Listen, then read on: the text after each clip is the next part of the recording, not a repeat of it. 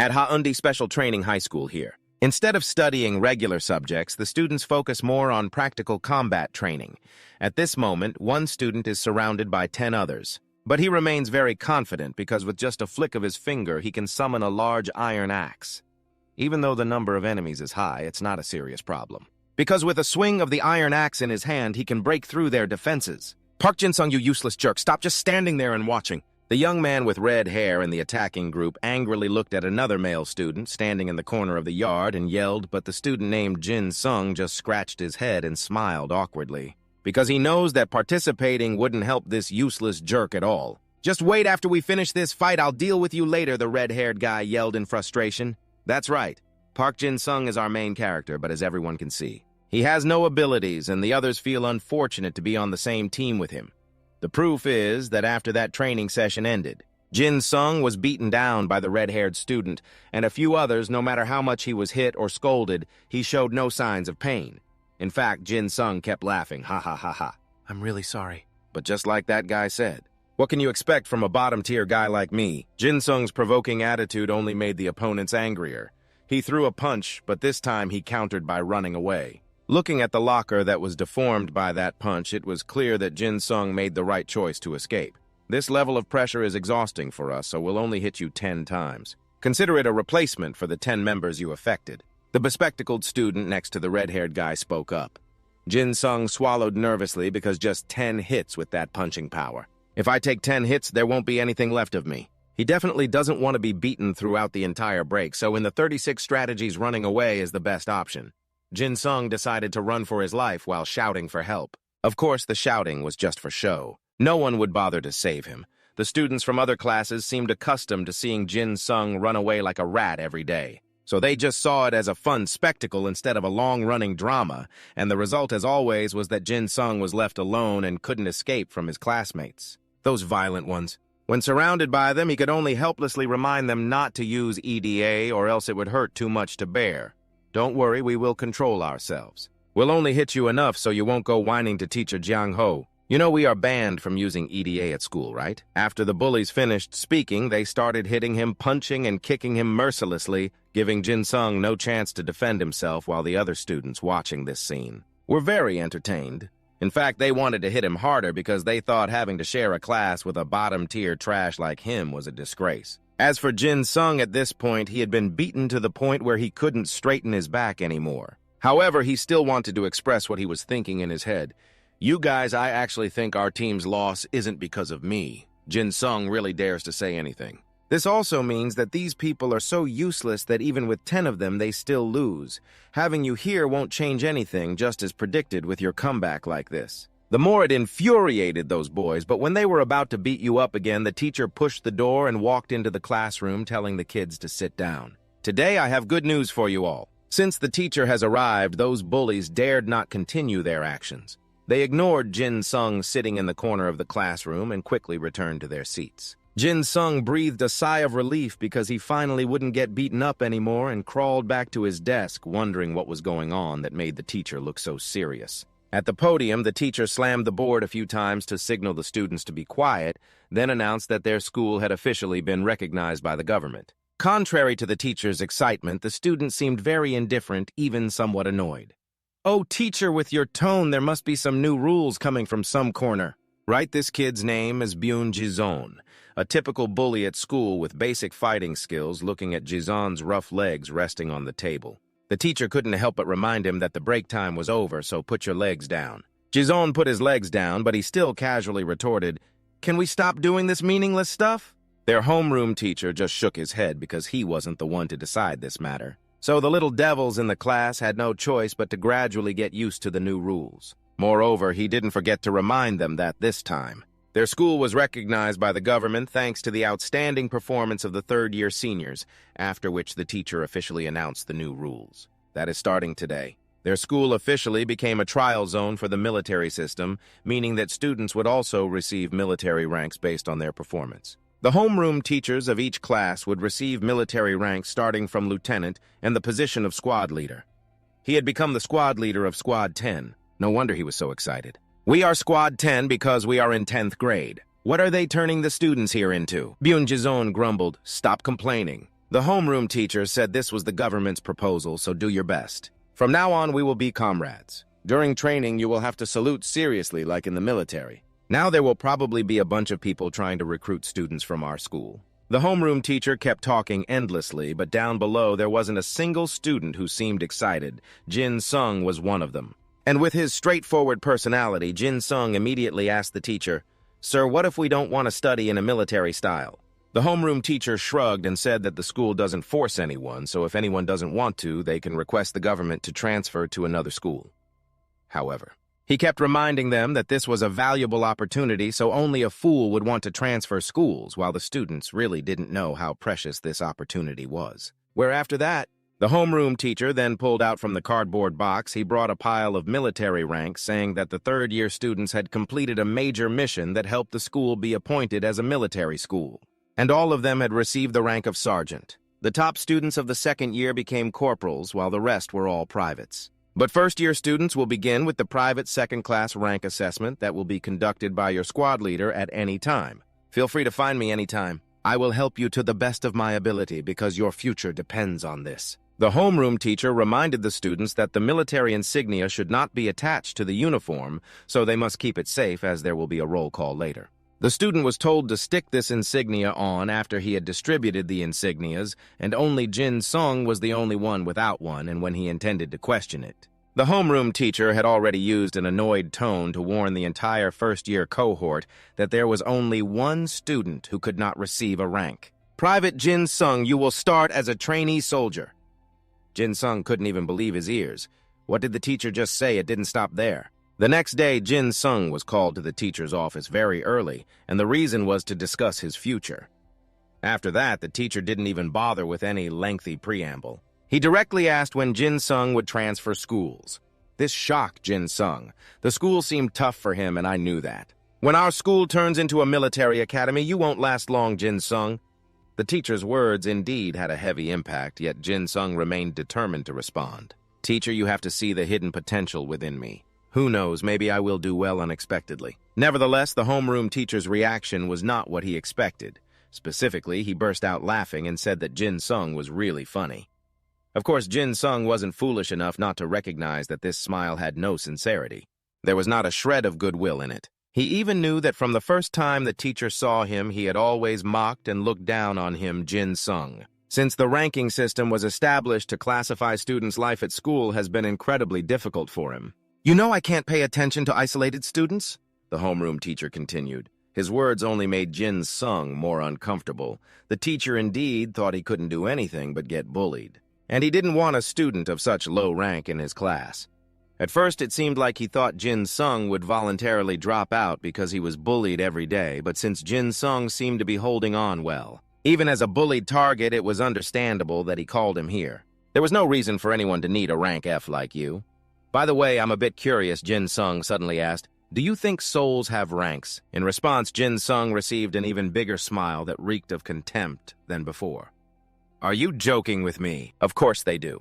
I know everyone thinks that way, but I don't believe it," Jyn Sung replied to this. His expression looked particularly serious, and the conversation ended there as the class bell rang. After entering the class, the homeroom teacher of Jyn Sung's class requested the team leaders who had now turned into squad leaders to report the number of their teams. Many students, feeling uncomfortable having to put on this military act, especially Jyn Sung or that name Byung-ji's son. "Teacher, do we really have to do this?" He raised his hand in annoyance and asked Byung-ji Son, squad leader of Squad 3, right. "Don't ask too much, just do as I say." The homeroom teacher clicked his tongue and then grumbled that in class, 3 out of 10, 2 were absent. One was in the restroom and the other he hoped would just disappear. There were 8 present, and Ji-sung hoped that the one who was absent would just vanish, which was Ji-sung himself, not much different from any other day, even though it had turned into a military school. He still had to endure the ridicule of his classmates, and the homeroom teacher showed no sign of defending him after the roll call was finished. He announced that today, instead of studying in class, the whole class would have an outdoor event where government inspectors would blend in and even the school didn't know who they were. These people would observe how students reacted to the sudden change in environment. "Sir, get to the point," one student urged. One student, losing all patience, spoke up. "It's like holding a lamp in front of a car," but it couldn't be denied that none of the students liked to hear him ramble on. So he had to get to the main issue. Today's event was a competition involving the first, second, and third years, and the matches would be chosen by the inspectors mentioned earlier. Jyn Sung thought he could continue to play the role of a spectator to kill time, but who would have guessed that the first match would be between Team Beyonce and Squad 1 of Year 3? They only had a mere 20 minutes to prepare for the match. Jyn Sung was also in Jison's squad, so he was on the verge of going crazy after hearing the teacher's announcement. The other boys teased him relentlessly for having to team up with a rank F student, making Jison even angrier, while Jyn Sung was the main topic of their gossip. He remained indifferent, slumped over his desk from boredom until Bayon Jison approached him and shouted, "Hey, Trash, did you just call me?" Squad leader Jyn Sung responded only to be aggressively grabbed by Ji Sung by the hair. Jyn Sung's attitude made him extremely annoyed, and he even intended to beat him up before heading out. Squad 1 of Year 3 had a monster named An Sung Ho. Even the top players of the class would find it hard to compete against him, let alone with a deadweight rank F like Jyn Sung on the team. So even before stepping onto the field, Jyn Sung already felt the outcome was clear. 10 out of 10 we would lose anyway. "So whether I'm here or not doesn't matter, right?" Jyn Sung asked foolishly. "With a loser like you, we're bound to be pathetic." Jyn Sung lunged forward, grabbing his collar. "If our rank drops, will you take responsibility?" Jison looked fierce, but in reality, Jyn Sung was already unfazed, so no. He was scared, but Jison was just a rank C EDA, and his rank wasn't high enough, so whether they dropped rank or not didn't make much difference. Jyn Sung even had the audacity to say these words. Jison was so provoked by him that he felt like exploding, but he couldn't hit him because he still had to go out there. In fact, for Jyn Sung, getting beaten up right here or outside by that group of Year 3 students wasn't much different. However, Jyn Sung came up with a bolder idea. He wanted to appoint a useless rank F like Jyn Sung as the squad leader this time. "Can you handle it?" Jison rubbed Jyn Sung's head like a dog and asked in a threatening tone, "Ha ha, I'll do everything you ask." Jyn Sung reluctantly replied, "Fine. From now on, you'll be my meat shield, got it, Trash." And so, Jyn Sung was forced to step into the arena with the responsibility, just as Jison had said, to become his meat shield. All the students in the school had gathered to wait for the battle. On the other side, Captain An Sung Ho carried an intimidating presence, and the homeroom teacher told him to feel free to showcase his skills because this battle would have recruiters present. The Captain An Sung Ho, with an intimidating presence, told the instructor to relax and showcase his skills because this battle would have recruiters present. Above observing without just being a spectator, all members of the third-year squad looked equally terrifying, while the team of Ji Sun appeared clearly at a disadvantage. After that, the referee handed the captains of both sides wristbands that have the effect of using Ida's power to protect the wearer from shocks, but they will break if subjected to too much force. Ji Sun personally put this bracelet on Jyn Sung's wrist, hoping that with it, he would be able to endure a little longer in front of a large crowd while he gripped Jyn Sung by the collar. It was no different from treating him like a dog, but even if Jyn Sung weakly resisted, it seemed to have little effect, and it didn't stop there. Because the organizers considered the experience gap between second and third years, they set an additional condition that Jyn Sung's team only needed to hold out for 5 minutes to be considered the winner. But even so, the members of his team felt that they had no chance of winning. Jyn Sung silently set a 5-minute countdown on his wristwatch. Then he thought to himself that 5 minutes would be a win. If we really win, will the teacher consider my request to transfer schools? The 5-minute countdown officially began as the referee signaled the start of the battle. Ji-sun grabbed Jyn Sung by the collar like a dog and ran backward. His battle objective was very simple. Just hold out for 5 minutes during those 5 minutes. Just use Jyn Sung as effective meat shield. But his actions left all the remaining members extremely confused. Ji-sun, give us orders. What about the formation? The third-year seniors are coming. You need to say something. Everyone looked very panicked, and Ji-sun was equally tense. After pulling Jyn Sung far back, he shouted, "Everyone be quiet. The third squad just focus on protecting me. If we hold out for 5 minutes, we win." The senior students showed no mercy towards their juniors. In the blink of an eye, several had already been taken down. Down besides the chaos, there was also a very fierce girl in this team, and during the fight, her gaze was fixed directly on Beyonce as she charged forward at high speed. Ji-sung had tightly grabbed Jyn Sung and forced him to block attacks for him.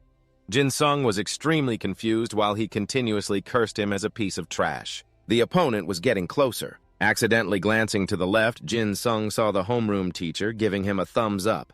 He sighed heavily. This situation was indeed uncomfortable. At the last moment when the girl was about to attack, Jyn Sung separated from Jyn Sung and ran in another direction, but what happened next was even more surprising. He managed to block the girl's attack. Jyn Sung's gaze at that moment was also extremely cold, which forced the opponent to quickly summon her Ida, which was a suit of silver armor condensed from Ida. Jyn Sung immediately showed an expression of admiration, continuously clapping his hands. Wow, that armor looks amazing. Both in appearance and function, it was Ida. Don't play dumb, you just reacted to my speed, didn't you? The girl was annoyed and questioned. That's not very important. What's more important is that your captain is running away. Jyn Sung pointed at Ji-sun, who was running away in the distance. Then he glanced at the watch. There were still 3 minutes and 5 seconds left until they would win, and he had to stop this girl at all costs. However, the way Jyn Sung chose was not to fight with strength, but to use his words. He began to stall for time in front of the girl. Sister, can I call you Nuna? I don't mean to flirt with you or anything. Oh, no. I'm sorry, did I make you angry? Then I'll just call you Senior. It's not hard for the opponent to realize that Jyn Sung is pretending to be clueless to buy time, but this tactic has no effect on her. Beyonce Zone has someone else handling it. The only thing this girl is focused on right now is the person in front of her, and she has asked Jyn Sung to quickly summon her Ida. Yours seems to be the most valuable compared to your teammates. Why are you so hasty? You should know that the most important factor is to keep a cool head. This is something my dad often tells my mom when he gets scolded. Jyn Sung still seriously rambles on, seeing that the opponent is turning purple with anger and charging towards him. Jyn Sung has no choice but to concede and say he will summon Ida for the opponent to see. This demeanor is indeed so serious that it makes the girl tense up and swallow hard. But after counting down 3 seconds, what appears in Jyn Sung's hand is just a regular dagger with no special skills at all, yet he holds it with a proud look. This situation makes the girl unable to suppress her boredom. Then she remembers that there seems to be an F-rank guy in the opposing team, which people often talk about, and Jyn Sung does not deny it. He directly admits to being that infamous F-rank guy. Seeing this, the girl lets out a long sigh and turns to leave. She feels she has made a big mistake. At first, she thought Jyn Sung was the most valuable player on the team because of his quick reflexes. Who would have thought she wasted her time listening to an F-rank loser? Behind her, Jyn Sung continues to boast about his dagger driving the opponent crazy. If you keep walking, I will attack you from behind. This is your final warning. Can you hear me? Jyn Sung shouts loudly. I have no reason to waste time with you in this time-limited battle. The opponent, losing patience, turns around while speaking.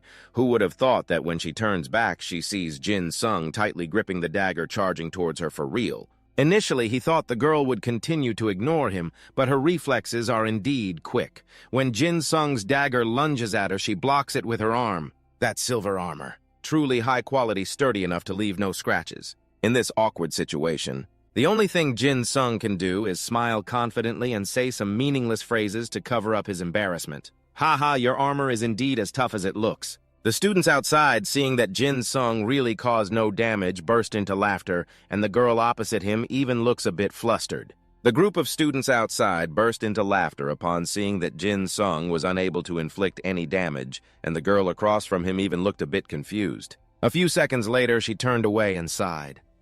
No matter how good your reflexes are, your EDA is just trash. I have confirmed that it has no effect. So let's stop here. Hearing her say that, Jyn Sung knew that he could no longer prolong the time. Even though he had tried his best, there were still more than 2 minutes left until the end of the match, and that was more than enough time for this third-year team to wipe out Jyn Sung and the others. As expected, after pushing Jyn Sung aside, the senior immediately charged at Jizan, continuously berating him for not being able to hold off the opponent for 5 minutes. This action only made the girl look down on Jizan even more. He was just a cowardly runner who could say such words. With each step of the opponent, Jizan stepped back another step. Senpai, I'm just going easy on you. You should stop there. Jizan threatened the opponent, but his trembling voice and pale face betrayed his true emotions and the fear he couldn't hide. This only made the girl find it even more ridiculous. Oh, so you don't need to go easy on me. Let's see how you perform. If you want more in Sung-ho, then prove it. Saying this, the senior charged aggressively. Just as Jizon felt he was about to be knocked down, he suddenly stepped on an important rock, which was actually a submerged stone. A proud smile immediately appeared on his face as if he had secured victory. Seeing this sudden change in Jizon's expression, the opponent became even more curious. So when are you going to prove yourself? If you want, I will show you right now.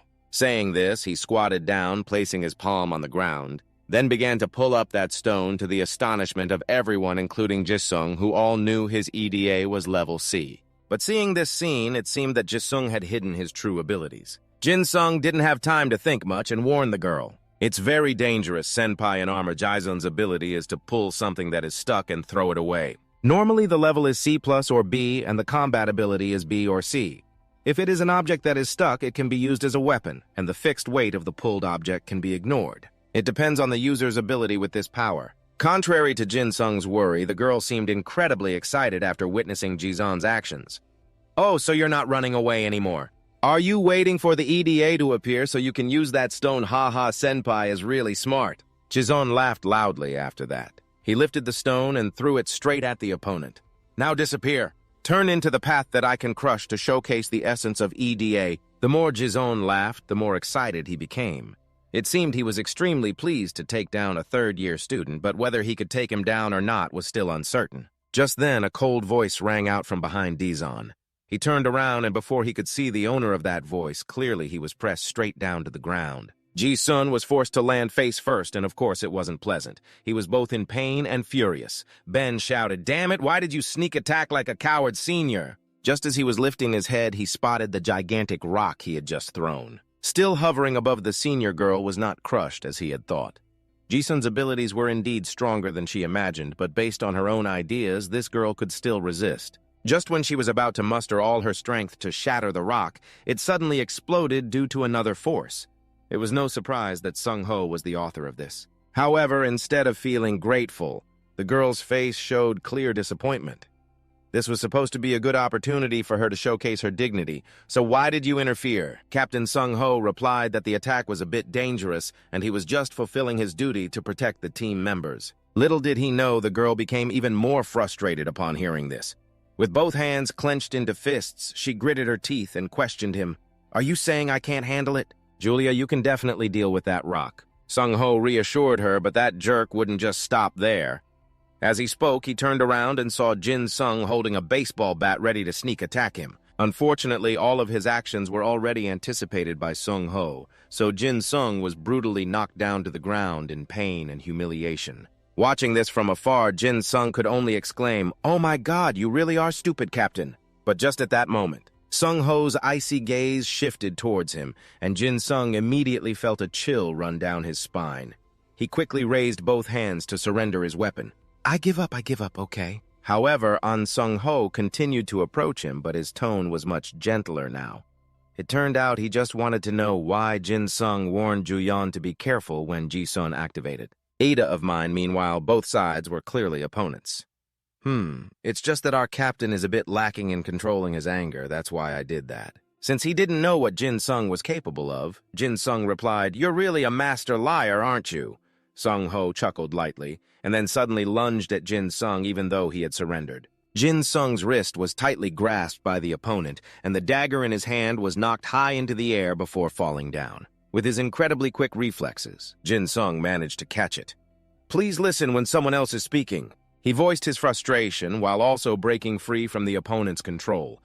Both Jyn Sung and Sung Ho immediately stepped back to maintain a safe distance from the enemy. You may not say anything, but Sung Ho's expression was very poor at that moment because through Jyn Sung's recent actions, he sensed that the kid was definitely not a useless person. That second-year student. "Who exactly are you?" The murderous intent radiating from Sung Ho could no longer be hidden. "I am a member of the 2nd Squad Team, 10 Unit 3 North Jyn Sung, possessing ETA Level F," Jyn Sung replied loudly. Seemingly unaffected by the opponent's fierce aura, the countdown clock showed only 1 minute left.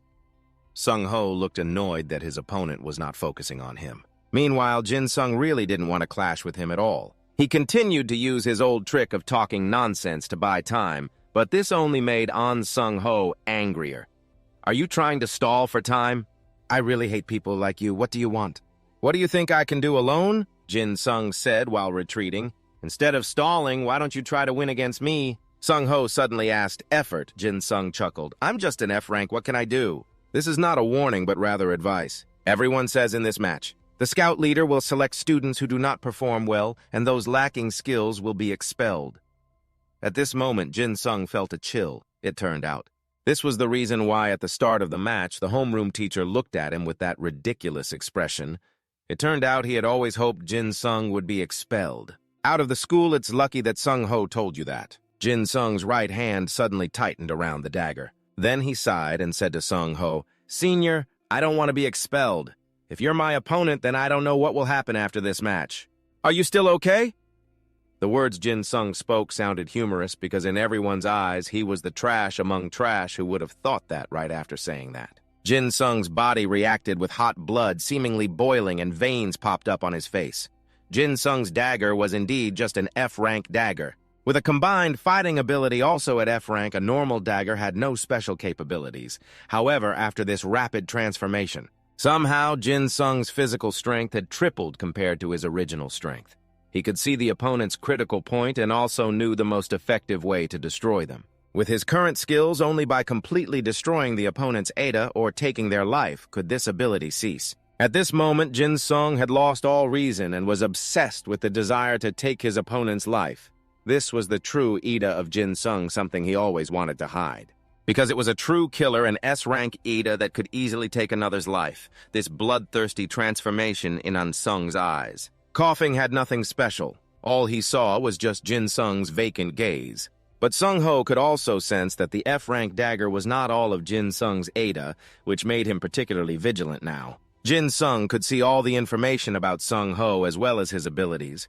His Ida was named, "I will definitely catch up with you," a B-rank ability. But it also produced an A+ rank total attack capability, which meant Sung Ho could definitely catch anything he aimed at, specifically within a certain distance. Sung Ho could teleport to his target B rank. "His abilities are much worse than I thought." Jyn Sung arrogantly said just one simple sentence, but it sent chills down Sung Ho's spine. Clearly, the teenager in front of him was no longer the kid who always babbled like before. Moreover, what he just said implied that he could see others' Ada. Hey, sorry I can't hold back anymore." A twisted, inhuman smile appeared on Jyn Sung's face, "But you will definitely stop me, right?" As he spoke, Jyn Sung raised the dagger towards Sung Ho. He could feel the terrifying killing intent choking his throat, and moreover, Jyn Sung's emotions at this moment were completely unfit for his identity. It was as if he had completely transformed into another person. "I know you'll be fine, Senior. I can trust you, right?" Jyn Sung continued, then twirled the dagger in his hand provocatively. Outside the arena, the students acting as spectators couldn't see Jyn Sung's unusual expression clearly because they were too far away. Jyn Sung continued speaking, then twirled the dagger in his hand provocatively. The students acting as spectators were too far away to see Jyn Sung's unusual expression clearly. They couldn't hear what the two of them were saying to each other. They only saw both of them standing still and speculated that An Sung Ho might even feel Jyn. Sung wasn't qualified to fight him one-on-one. Who would have thought that An Sung Ho, known as the monster of the school, was now sweating profusely? His opponent, Jyn Sung, didn't seem to need to defend himself at all, yet he revealed no openings. Not far away, Julie, the senior who had just fought Jyn Sung, was also being suffocated by the energy Jyn Sung was emitting. She truly rated his speed quite highly. But the strength he had now was nothing like before. Julie didn't know what this atmosphere was. She only knew she couldn't leave her captain behind. The other members of the third-year team were completely oblivious to any abnormalities and were happily chatting, knowing that Sung Ho had more than enough strength to handle a useless level 1. Until they saw Julie's body trembling violently, she stammered, "I request all members to attack," and after saying that Juyeon was the first to rush forward. This sudden action caught Jyn Sung off guard. He had just been brimming with energy and was now pinned to the ground by her, but Jyn Sung didn't seem troubled at all. Instead, there was a hint of mockery in his voice. "Haha, Senior, your armor is too heavy." Next to that, and Sung Ho was also looking at Julie with a puzzled expression. "What's going on, Julie?"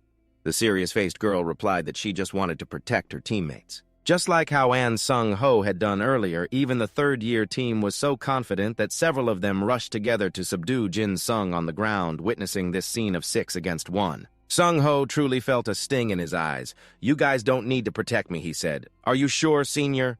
This question came from the 11th grader who was being pinned down by several 12th graders, and before Sung Ho could react to this remark, Jyn Sung counterattacked. Just moments ago, they had attacked him in the blink of an eye, but now Jyn Sung's speed was much faster, even not giving anyone a chance to clearly see his movements. The barrage of attacks came so rapidly that no one had a chance to react. "I'm not too sure." Sung Ho suddenly laughed in confusion at everyone. "But Julia, you should release your idea before it breaks."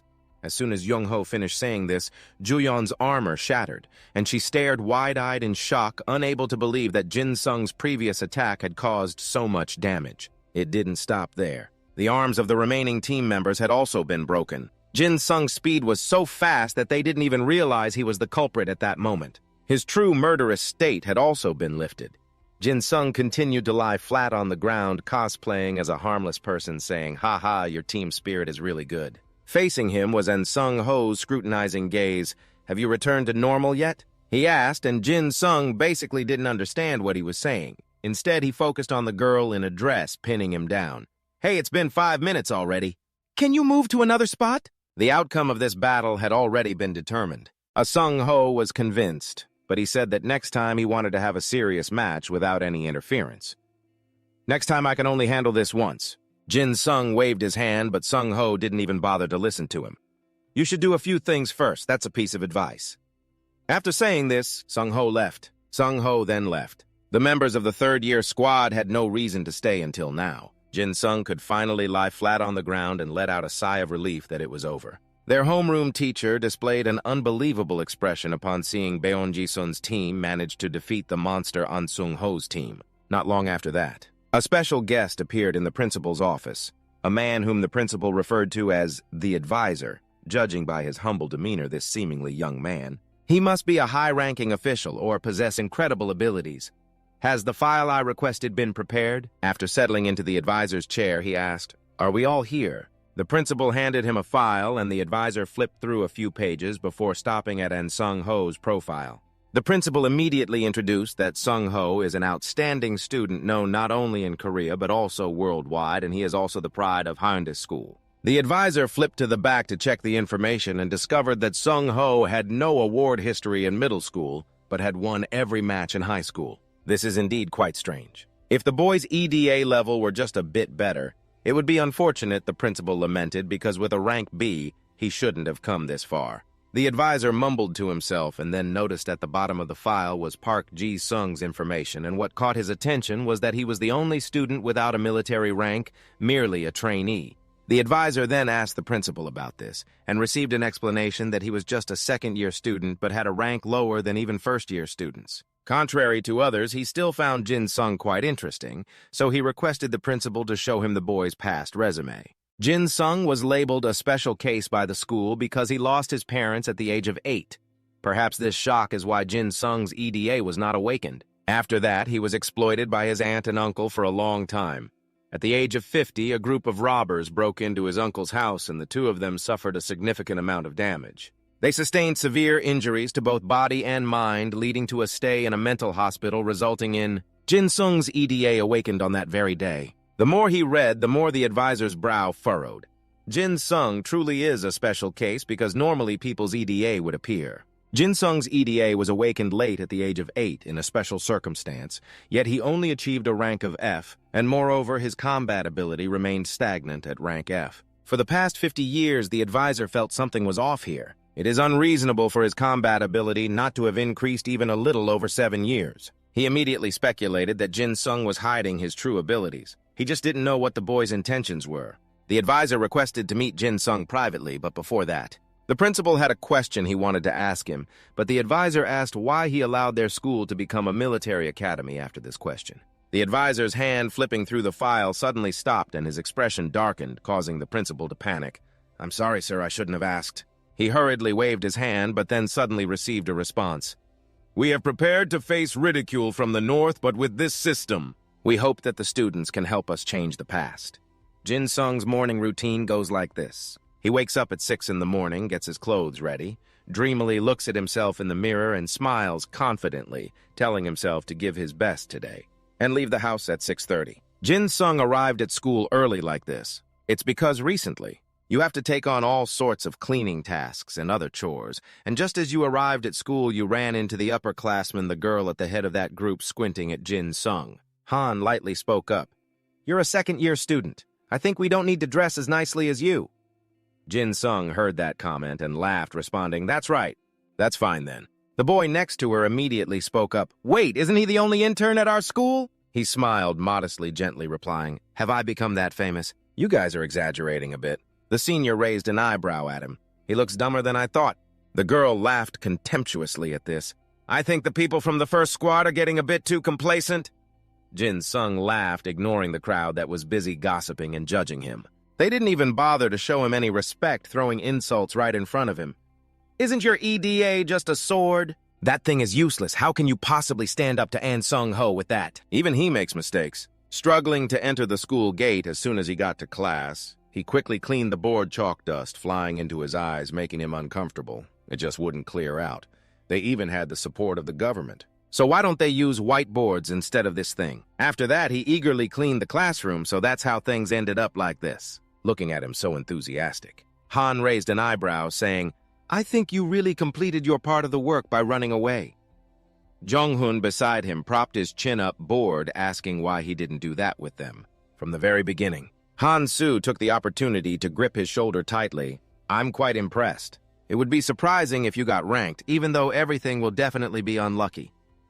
After saying those mocking words, he left, while Jyn Sung remained very calm, thinking about those words. After the battle with the third-year seniors, my image in everyone's eyes has improved. In a daze, he was awakened by Ji Sung's shout, "I told you to wake up, you piece of trash!" Jyn Sung sat up groggily. "Huh, did you call me?" He thought he was going to get hit again. Jin Jong crossed his arms, looking at him disdainfully. "Last time I couldn't get that pile of math documents, so now you go get it for me." He didn't think much and agreed. Okay. Seeing Jyn Sung agree, he hurriedly ordered, "Go right now. I need to copy the answers." Jyn Sung was confused, thinking, he's not going to hit me. Well, he thought it was because of that, and they had gradually stopped hitting him. Jyn Sung once again cleaned the hallway outside, and a few people passing by saw him and spoke up, asking for help since he hadn't submitted his homework yet. "It's for social studies, so remember to submit it to me, okay?" "Hey, me too." "Park Jyn Sung, please return the textbook to the office later." The increasing requests were exhausting for Jyn Sung, but instead, they started assigning him all sorts of odd jobs as the last class finally ended. Nam Kang tired, stretched with excitement. Class was over. Seeing his exaggerated actions, the homeroom teacher, Mr. Shin, immediately reminded everyone to settle down, saying, "You all know today is the last day for you to join the club, right?" He calmly replied. Mr. Shin looked at Nam Kang's calm demeanor and said this was a mandatory activity for second-year students, so if you haven't joined yet, hurry up and participate. Ji Sung, sitting below, stared intently at the paper in front of him, pondering which club he should join. "Will anyone let me in?" Mr. Shin at the podium kept reminding them that if they didn't join any club, they would have a private meeting with him. "Do you understand?" Intern Park Ji Sung listened to the teacher's words, and the students below couldn't help but laugh mockingly.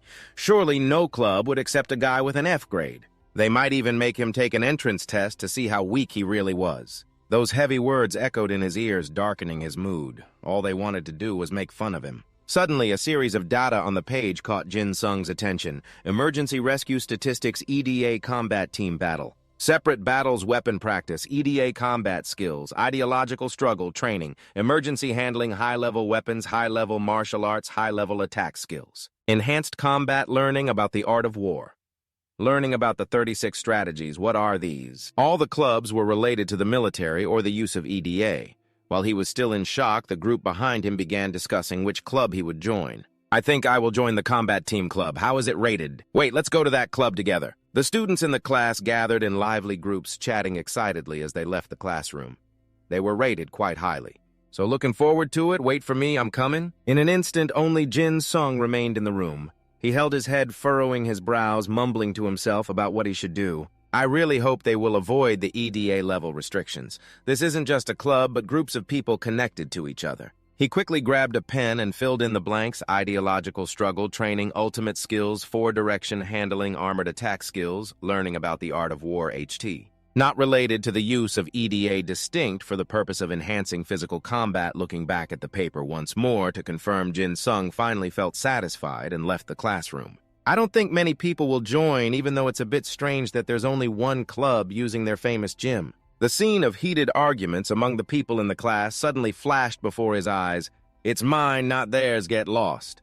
That image made him feel exhausted. There won't be any problem, right? It listed that it wouldn't be related to the use of EDA, so upon arriving, I saw a crowd gathered in front of Jyn Sung, surprised and approaching.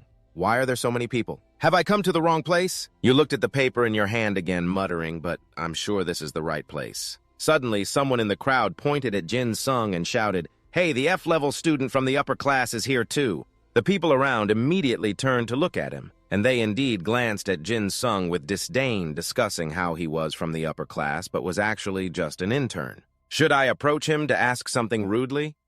Seeing their attitude, Jyn Sung felt confused, thinking that most of them were first-year students. They aren't required to join the club, so why are they all gathered here? Suddenly, that group of students started whispering over there, "The club president is coming out." Where that's so cool. Jyn Sung tried to weave through the enthusiastic crowd, wondering who the club president was. Upon seeing that person, he was surprised and dropped the paper in his hand, thinking, "I have to run." The crowd around him became even more excited. The rumor was indeed true. Suddenly, that person turned towards the door and called out loudly, "Park Jyn Sung!" Watching him approach, the crowd became increasingly agitated. It was An Sung-ho. Wow, he looked so handsome from the outside. "Senior, I'm your fan." Jyn Sung was pushed to the front, raising an eyebrow at Sung-ho, asking, Are you the president of the HT club?" He smiled lightly and replied, "I didn't expect you to come here." "I'm very impressed, Park Jyn Sung." Sung-ho looked at the crowd and said, "All candidates, you can come in and get ready." Upon hearing this, Jyn Sung's face darkened, thinking he had to run away now. It would definitely be troublesome if I got involved with that senior. Seeing him turn to leave, Sung-ho asked, "Where are you going, Park Ji-sung?" He forced a smile and said, "I think I went to the wrong club location. I'll go look for it and come back, okay?" He remained calm, saying, "In this club there are no other members. Aren't you still unwilling to join? Didn't you come here because you thought there would be fewer people, right?" Being hit with the truth. Jyn Sung's face paled as he bowed his head, saying, "That's true, but there are too many candidates already." Sung-ho patiently said, "Just go in. This isn't a club that anyone can just join." Jyn Sung awkwardly bent down, still determined to leave. "You must know that I'm a low-level student, so I probably can't get in. You must know that I'm quite low-ranked, so I probably won't be able to get in. It should be." Sung-ho, without saying much, grabbed the collar and lifted you up gently, dragging you inside, casually saying, "Now I will give you the entrance test. Do the test with the other candidates." You helplessly shouted, "No, I said I'm fine." The door closed, and Sung-ho glanced at the group of candidates, casually stating, "All candidates are here, right? It's quite crowded today, so let's start the entrance test. It's very simple. You just need to follow the exercises I will do until the end of the hour. If you can do it, you pass. It will include 30 burpees, 30 push-ups, then 30 burpees again, and finally 30 squats." The group of candidates listened to this with excitement, admiring him. He is doing the test too. He is really strong. His voice is so charming. Some people pondered, muttering, "Wait, that's one round." Meanwhile, others were determined, "We can do it." Sung-ho's voice echoed in the room. "If you can do 10 rounds continuously without stopping, then you pass." Jyn Sung, over here holding his head in despair, shouted, "Just pretend I'm not here." The group started the test. In the first round, everyone turned pale and trembled, but Sung-ho, with strictness, spoke. "Number 2, you're too slow, eliminated. Numbers 5 and 6, your postures are terrible, eliminated." Watching each candidate collapse, he remained calm, demonstrating while saying, "You need to move as fast as I do." The physical torment dragged on, causing the group to gradually collapse. "I can't do any more." "Me neither." Jyn Sung looked at that sternness confused, thinking that 30 burpees, 30 push-ups, 30 burpees again, and 30 squats is one round, and he makes it look so easy. And there was no change in his expression at all. How strong is that monster? In a flash, that group couldn't hold on much longer and finally collapsed completely. "I give up." Sung-ho looked at them with no sympathy, coldly stating, "The first group is completely eliminated, as I said." He coldly glanced at Jyn Sung's group. "We will start with Group 2 right away." A chill ran down their spines, making the group tremble immediately. "What should I do?" "I don't think I can do it. It's scary, but cool." They were scared and pushed Jyn Sung forward. "You go first." "The senior forced me to stand in front, which is too much." "You were unexpectedly pushed to the front, saying, 'I didn't want to either.'" The girl who just pushed you turned and ran away while the person next to her kicked you again, causing you to cry out in pain, "Don't push me." She smugly covered her mouth and laughed lightly. The senior was pushed to Sung-ho's face. Looking at his stern face, you smiled softly. "You don't look tired at all." "Are you sure you're human?" The senior said, "We are only 1 year apart. That must be a lie." He rested his hands, pondering, then casually replied, You shouldn't say that, Park Jyn Sung." You grimaced at this. "I don't know what you're talking about." He turned his face away calmly, saying, "Group 2, start." You helplessly protested, "I'm not doing it." But in the end, that resistance was futile against Sung-ho.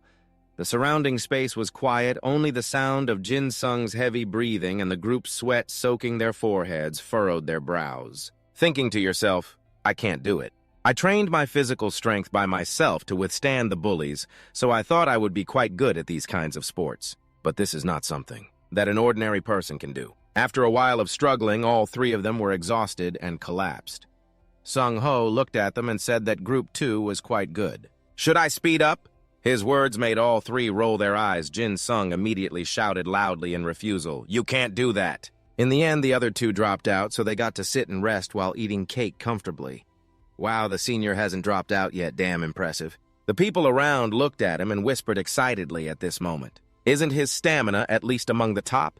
Is it really true that his overall combat ability is at level F? Jyn Sung over here was training while gritting his teeth in anger, muttering, "I already exercised at home." Sung-ho noticed he seemed a bit distracted and reminded him, "Focus, stay in line." Park Jin Sung, the people behind, looked at each other with admiration. This is the 7th round already. The girls over here had bright eyes. Indeed, Senior and Sung-ho is amazing. The senior at level F is not inferior at all. Sung-ho looked at him with delight. Not bad, Park Jin Sung, he thought. You're overthinking it. He looked at your expression, smiled softly, and said, I already knew that. The reaction speed I saw last time was not just a coincidence. You will be able to catch up. As soon as he finished this sentence, Sung-ho trained even more frantically, leaving the group in shock. The senior is even faster now. What a terrifying speed. Can the senior at level F catch up? Jin Sung looked at Sung-ho's provocative attitude, unable to contain his anger. Are you serious? He immediately sped up, causing the group to gasp. That's too fast. Is he really doing it? Level F is catching up to the national level. He can do it. Senior at level F, you can do it. Just a little bit more. 27 senior at level F, you can do it. 28-29, seeing him still keep up with his speed, Sung-ho smiled with satisfaction. Good job, Park Jin Sung, the voices of the excited group rang out. 30, you finally got tired and collapsed to the ground. The people around cheered in joy. The senior at level F did it. Wow, is he the only one who surpassed everyone? Jin Sung gasped for breath, muttering, I'm about to die. They looked at him, clapping excitedly. I'm impressed by you. Congratulations on surpassing. Hearing the praise from everyone, Jin Sung tiredly lay down on the ground.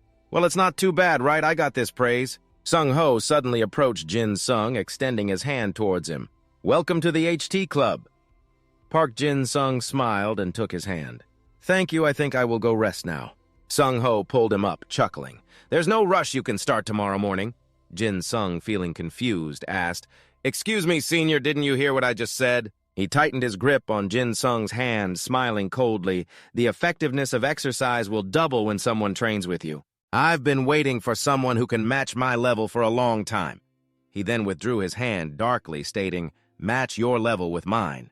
If we play one more round, I'm gonna die right here. I thought you hated it when everyone liked me. Sung-ho, hearing this, coldly replied, It took a whole year just to add one member, looking at Jin Sung's face, which looked like he had eaten something sour, making him pale and confused. Damn it, he won't listen to me at all. I just want to join some quiet club. But this club is really terrible. By the end of the day, Jin Sung sighed tiredly, not wanting to go to the club at all. I just need to be there. All the attention will be on me just to get into the club with An Sung-ho. I keep thinking that this damn club is just with An Sung-ho, so I'm always bullied. How did you get into the HT club? Those jealous questions every day. Hey, say something. Thinking back on those words made Jin Sung feel quite depressed, but thinking of Sung-ho sent chills down his spine. If he didn't go, he would keep following him, making Jin Sung, Jin Sung, Jin Sung. Should I break my own arm? He stared at his hand in thought when suddenly a voice called from behind, Hey, Jin Sung! He jumped immediately, slinging his backpack over his shoulder, shaking his head repeatedly, mumbling, No, no. He would take me to the infirmary and take care of me, and as long as I got better, he would pull me along again. He seemed to not care about the call from earlier, but that person's voice rang out, Ah, there you are. He didn't pay attention and stood up. It would be better than being isolated like this. Immediately, Jin Sung was called out loudly by Seol. Hey! He turned around, startled. Damn it, you scared me. He looked blankly at Seun, who looked at him with a serious expression, asking, Are you a student in this class? Jin Sung still stared at her in a daze, thinking, Wow, I have such a beautiful person here. But he quickly regained his composure and stammered, What's up? Seun took out a card and held it in front of him, casually saying, I think they said you use this to introduce yourself. Jyn Sung was surprised, bowing his head to look at the card in her hand. The sergeant raised an eyebrow at him, asking, "Why don't you have a rank?" He scratched his head, a bit hard to explain, replying, "Well, the thing is..." He was still confused, not knowing how to explain. Suddenly, Seoul asked in a serious tone, "According to military standards, rank and name." Jyn Sung reflexively stood at attention and said, "Squadron 2, Platoon 10, Team 3, Trainee Soldier." "Park Jyn Sung," he said in one breath without stumbling over any words. By the time he calmed down, it was already too late. Seoul looked at him in surprise. The trainee's confused expression made Jyn Sung a bit embarrassed, grinding his teeth, thinking, "Damn it, they forced me to practice this so much that it became a habit." Seoul looked at him. Although a bit surprised, she still calmly raised her hand, saying, "It's okay, no problem." "Nice to meet you. I'm Sergeant Kim Seoul." Jyn Sung forced a smile, shaking her hand, asking, "Yes, but why did you call me that?" Seoul replied, "You said you were in Platoon 10, right? I will join Squadron 2, Platoon 10 tomorrow morning." Seoul then told him, "You're in the 10th Squad, right? I'll be joining the 2nd Division of the 10th Squad early tomorrow morning." You then realized the issue and awkwardly asked if she was transferred here. "So please take care of me a little better from now on. I have a few things to do." As soon as you stepped out the door, Seoul grabbed your collar and pulled you back. "Wait a minute." She roughly pushed you against the wall, her hands placed on the wall, pressing you closely against Jyn Sung. This left you bewildered, asking, "Sergeant, do I need to be there right now?" She coldly glanced at you and replied, "No, we need guidance." This left Jyn Sung surprised, asking, "What are you doing?" She remained silent, making you even more confused. The current situation made you want to cry silently. Sergeant An Sung-ho might come looking for you at any moment. You, filled with panic, stammered, "Wait, I have something urgent. Can you ask someone else?" She coldly rejected your suggestion. "No. I find it quite comfortable with him, you know." Her words made you feel awkward, asking, "Haven't you just met me?" Her face darkened as she coldly looked at you, and right now that expression made your insides scream, "What is this? Oh my, this is so scary!" But then you helplessly accepted Sehun's request. "All right, I'll just go, but where do you want to go?" Her tone became gentler. "Take me to Sergeant An Sung-ho." As soon as you heard this, your eyes lit up. You should have said that from the beginning. "Actually, I was planning to go there." Just as you finished speaking, a deep, angry voice came from behind Sung-ho. Park Ji-sung had been standing behind you, his face cold as ice but filled with killing intent. Just looking at him made you want to faint. "Sergeant An Sung-ho?" He turned to you and said, "Park Jyn Sung, I hope you don't plan to skip practice, right?" Jyn Sung's face paled, cold sweat breaking out as he hurriedly explained, "I was planning to go there." Sehun, standing beside you, saw Sung-ho and spoke up, "You are Sergeant An Sung-ho." He squinted at her and said, "You're in Block 2, right? You should respect your superior a little." Hearing this, she casually replied, "I heard there are rankings here. Are you strong enough to be my superior? It seems like you and I will have a hard time determining a winner." Sehun's provocative smile immediately darkened Sung-ho's expression. "Are you asking me to confirm that for you?" Jyn Sung stood between the two, confused, and interjected, "Stop fighting, it's pointless." Seoul raised an eyebrow and asked, "Sergeant An Sung-ho, are you dating anyone?" Her question made you freeze. Naturally, Sung-ho narrowed his eyes and calmly replied, "No." His answer left you suspicious. He doesn't have a girlfriend. But Seoul, listening to Sung-ho's concise response, smirked. "It seems so." "Of course I absolutely hate people like you." He coldly replied, "It's fine. I don't like you either." The situation had escalated to this point, leaving Jyn Sung standing there bewildered. "What is this situation?" Seoul put on a calm demeanor and said, "Whatever. I don't care if she's your girlfriend or your crush anymore. If you don't want to be bothered, then come up with something." Sung-ho was surprised and looked at her. She smiled faintly and replied, "My family is quite noisy and conservative. I'm saying this for your own good. So don't ignore it." Jyn Sung listened to her and turned pale, wondering what was happening here. "Who am I? Where am I?" Suddenly, she walked quickly towards Jyn Sung. "Luckily, he doesn't like me. Hey, rookie, do you want to go out with me?" Her straightforward proposal surprised and embarrassed Jyn Sung. He stammered, suddenly, and Seoul smiled lightly and said, "We have a lot in common. I really like someone who shares my perspective." He panicked and covered his flushed face, stammering, "I don't know." She looked at his boss-like demeanor with surprise, but then the corners of her mouth curled up in interest.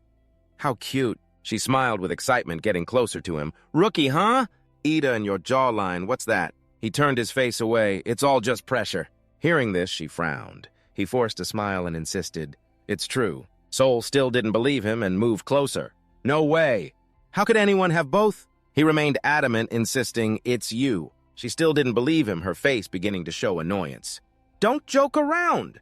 Sung-ho, seeing the situation getting worse, calmly interjected. "We were about to go for training, so you should go now." In the training room, you and Sung-ho struggled to hold on. He looked at you and smiled faintly. Just as these words ended, you shouted loudly and fell at Seol's feet. She said flatly, "At first I thought this was an excuse to avoid me. Turns out you really went to train. I have a different view of you now." You knelt on the ground, gasping, wondering why she was following us. She worriedly asked, "Are you okay?" Jyn Sung looked up, forcing a smile. "Please, if you're here, then save me." She coldly replied, "Since when did you remember me saving you?" Hearing this broke his heart, and he cried silently, thinking, "What about the time you told me to show you the way?" Jyn Sung, heartbroken, bowed his head and cried, "So unfair." Sehun pointed at you and then looked at Sung-ho, but Sergeant An Sung-ho. "Why train him to this extent?" He coldly replied, "He's just a rookie." Although that's different. But if he has teammates to train with, that's already enough. Sehun heard this, smiled thoughtfully, then approached Sung-ho, saying, "I don't know why you're trying so hard to help him. Could it be that you see something in him?" Sung-ho squinted suspiciously, resting her chin on her hand and chuckling. "Tell me what secret he possesses." Sehun confidently looked at Sung-ho, realizing he could see the talent in him, right? "Now hurry up and answer me." Sung-ho casually replied, "I don't know what you're talking about. Aren't you the one who has certain expectations for Park Jin Sung?" She chuckled softly, leaning closer to Sung-ho. "You won't tell me, then I'll just go ask him myself." She turned to look at Jyn Sung. "If that's the case." "Intern, you heard us talking, right? Answer me." You lay back on the ground, propping yourself up with your hands and smiling. "Oh, I think you're misunderstanding something. I'm just an F-level student, so no matter how charming you are, it's useless." Sehun and Sung-ho heard this and looked at you. Sung-ho frowned in dissatisfaction and stepped forward, grabbing Jyn Sung's collar, surprising him. "It seems like we've pretended to be ignorant long enough. Let's start practicing the next thing." "Wait, why are you so angry?" "Sehun, help me." In the classroom, the voice of the homeroom teacher echoed, "All right, pay attention. Today, a new student is transferring in." A figure stepped in from the door, cold and confident, looking at the class. The male students in the class looked at her with cold, mocking smiles. "Is there really a new student transferring in at this hour?" "She looks so beautiful." Shul turned to the homeroom teacher. "Sir, where should I sit?" He replied nonchalantly, "There's a spot at the back of Team 1, but introduce yourself first." Jyn Sung sat below, staring at her. She smiled lightly and approached Jyn Sung, saying, "I'd like to be in Team 3. Her words surprised the homeroom teacher. He hurriedly spoke up. "Wait a minute." She disregarded the homeroom teacher's objections. "Please let me sit with Team 3. The homeroom teacher firmly said, "Team 3 doesn't have any empty seats left." Nam Kang, sitting next to Jyn Sung, looked at her with a confused expression. Seun still confidently looked at Nam Kang and suggested, "I'd like to sit there." "Can you sit somewhere else?" Nam Kang pouted defiantly. "Hello, second-year student of Class 1, even if you suddenly say that. This is still my seat." Sewell coldly slammed her hand on the desk, looking at Nam Kang with a slight smile. "So aren't you planning to sit somewhere else?" Her expression immediately made him pale with fear, and he quickly stood up from his seat. "I'll sit somewhere else, then." Seeing his attitude, she smiled in satisfaction. "Thank you." She sat down just as Ji-zon's lazy voice rang out. "This new student, who do you think you are to act like this?" "I'm in charge of Team 3. Let's start by telling us your name and rank." Sewell crossed her arms, looking coldly at him. "Is your rank higher than mine?" "I heard the highest rank for second-year students is corporal, and I'm a corporal." Saying that, she immediately sat down on the teacher's chair. "I will sit here, sir." Her actions and words were so quick that Ji-zon couldn't refute her. "I am the captain of Team 3, sir." The teacher sighed, seeing yet another quirky child added to the class. "All right, then, just sit there." Ji-sung listened to his words, feeling hopeless, covering his face. "Oh, you turned to look at me." He saw her expression and frowned. "Sol, are you poking the intern? Don't you dislike me? Why are you so indifferent about this?" "I'm sitting here because I thought we were on the same wavelength. Do I need to do anything more about this?" "Oh, we don't need to get along." Her icy tone made him pale, forcing a smile. "I will overlook the fact that we don't get along." She tilted her head in surprise, causing Jyn Sung to feel even more anxious, sweat beading on his forehead. "It's not that I dislike you." Just then the homeroom teacher called out, Kim Sun." She smiled and immediately replied, "Yes, sir." He then said, "Shouldn't you introduce yourself to the class?" Hearing this, she felt a bit disheartened. "But I'm already sitting." However, Sehun still stood up. All right then, I will sit here and say it. Her attitude made Ji-won uncomfortable. Isn't it basic courtesy for a new student to stand in front of the class to introduce themselves? She coldly replied, I don't want everyone to hear me clearly just because I'm standing here. Ji-won was so angry she couldn't say a word. Really? Sehun smiled confidently at the class. Hello everyone, it's nice to meet you all. I am the new student Kim Sol and I will be part of class 10 starting today. The students in the class looked at each other whispering, What's wrong with her? She's acting so rude. She must have behaved well at her old school. Sol didn't care about the gossip around her. Continuing her introduction, I am Ida. My lineage is the White Jade Elf. From the male students to the female students, everyone showed their dislike for Sol. I don't like her because she looks so hot-tempered. Amidst the gossip and slander, a few people suddenly realized something in her introduction. Sol confidently said, Although my family urged me to transfer to this school, I still hope we can all improve together from now on. I hope for your support. As her words ended, the class immediately buzzed, What, the White Jade Elf of the Kim clan? Is that true? Did she really say that? The cold indifference of the class changed, causing the homeroom teacher to struggle to restore order. Settle down, everyone. Quiet down the White Jade Elf. Ida is the only one that can be passed down from generation to generation. Ida usually cannot be inherited since the beginning. There are no two Ada that are alike because of what is engraved in the soul. They cannot be the same, but some people still hope that they can pass down their Ada so that it can become stronger, more refined, sharper, and more dangerous, and there is a clan that has successfully experimented. That is the Kim clan of Jing-e, the guardians of King Sulo. Those from the Kim lineage have been forgotten by their own clan and focused on education. Endless thoughts and battles through generations to protect their bloodline. They only have the way to befriend those within their clan. All their children have white skin. The Kim clan of White Jade has successfully obtained an unusual Ida, a White Jade Elf of the spirit level. The body of the player can reveal the White Jade Elf. However, the White Jade Elf can only be revealed to the descendants in each generation.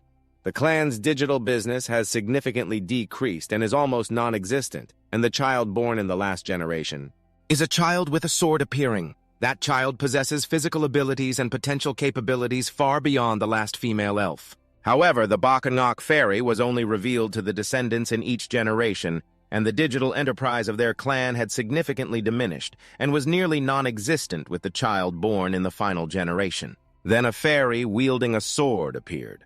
That child possessed physical abilities and latent powers far exceeding those of the last female fairy.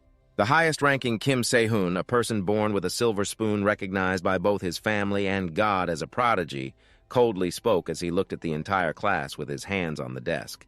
Teacher, can I sit down now? The homeroom teacher was a bit taken aback but quickly replied, Of course. You can sit down starting today. Corporal Kim Sehun will become the vice captain of the 3rd squad, so please maintain order. The homeroom teacher's words made Ji-won very dissatisfied, but how could a new student become the vice captain? He immediately shouted, Shut up, Ji-won! Even though he was unwilling, he had to remain silent. Jyn Sung looked at her in surprise and asked, Wow, I guess you're quite famous. Sol rested his chin on his hand and frowned, replying, That's because I'm this perfect. You're a bit arrogant saying that I understand. Sol confidently looked back at him and said, You yourself are quite one of a kind, too. Because the title of an F-level intern soldier isn't that ordinary either. Hearing this, he turned pale and immediately buried his head on the desk. Don't say any more, I'm an ally. She chuckled softly. I don't want to stop, he said, feeling embarrassed and unable to speak to her. On the other side, Jyn Sung was still gritting his teeth, looking at Sehun, wondering how a new girl could be in the cafeteria. Hansu pushed the door open and said to Hyagi, I think we should change the squad leader of the 3rd squad. Kim Sung-hyun is better than Bihun Jizon at everything. That bastard Bihun Jizon, Kim Sung-hyun, has a higher EDA ranking and overall combat ability is better than him. He keeps giving out weird commands in the combat team. Hansu's words made Hyeji completely agree, saying that he wanted to look capable himself. At first I thought she was too arrogant, but she is really smart and better at giving commands. Moreover, her charm in battle is impressive. So cool, I'm totally smitten. If Kim Sehun were the squad leader, that would be great. Hansu heard this and laughed sarcastically. Wow. Anyway, she will surely become the captain soon. Ji-sun, listening to those mocking words, became furious. His face darkened as he tightened the paper cup in his hand. Kim Sehun's excited voice rang out, It's lunchtime now! Let's have lunch together, partners. Jyn Sung forced a smile and immediately refused. No, I have to clean up. Seeing him deliberately avoid her, she became annoyed and approached to grab his collar. But I have no one to eat with. He immediately countered her words. You're lying! You're the most popular person in school right now! Sewell heard this, crossed her arms, and frowned in annoyance. I hate those kids approaching me for things like that. They keep sneaking glances and never really come to talk to me. Jyn Sung forced a smile and still refused. No, I'm very busy. I have to clean the board and dust it. Cleaning the board, sweeping, and mopping the classroom, and getting supplies for the next lesson, too. Hearing the list of tasks he had to do, she frowned, realizing that one person doing all that work seemed too much. I bet even the squad leader can't do all those things by themselves. Right. Jyn Sung forced a smile, avoiding her gaze, and replied, That's right. She leaned on the desk, her face cold as she looked at him. No way. You're not doing the tasks that are usually assigned to the other squad leaders, are you? Not only that, but you're doing it for the whole class as well. You laughed it off and cheerfully said you were only doing it because you had completed other tasks already. Isn't it more troublesome if many people do it? Don't misunderstand, your explanation only fuels the anger inside her.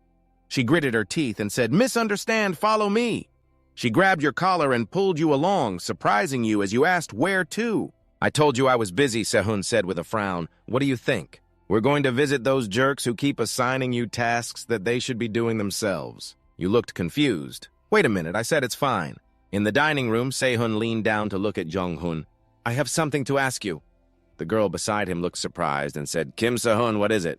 Jong-hun calmly asked, What do you want from me? She frowned and questioned. That's right, you're the one who regularly takes responsibility for cleaning the classroom of Squad 4, aren't you? Why are you making the new recruits in our squad do that? Hearing her question, Dong-hun raised an eyebrow and coldly laughed. Oh, because he's a loser. Before he could finish, she immediately raised her hand to cover his mouth and interrupted, I don't want to hear your excuses from now on.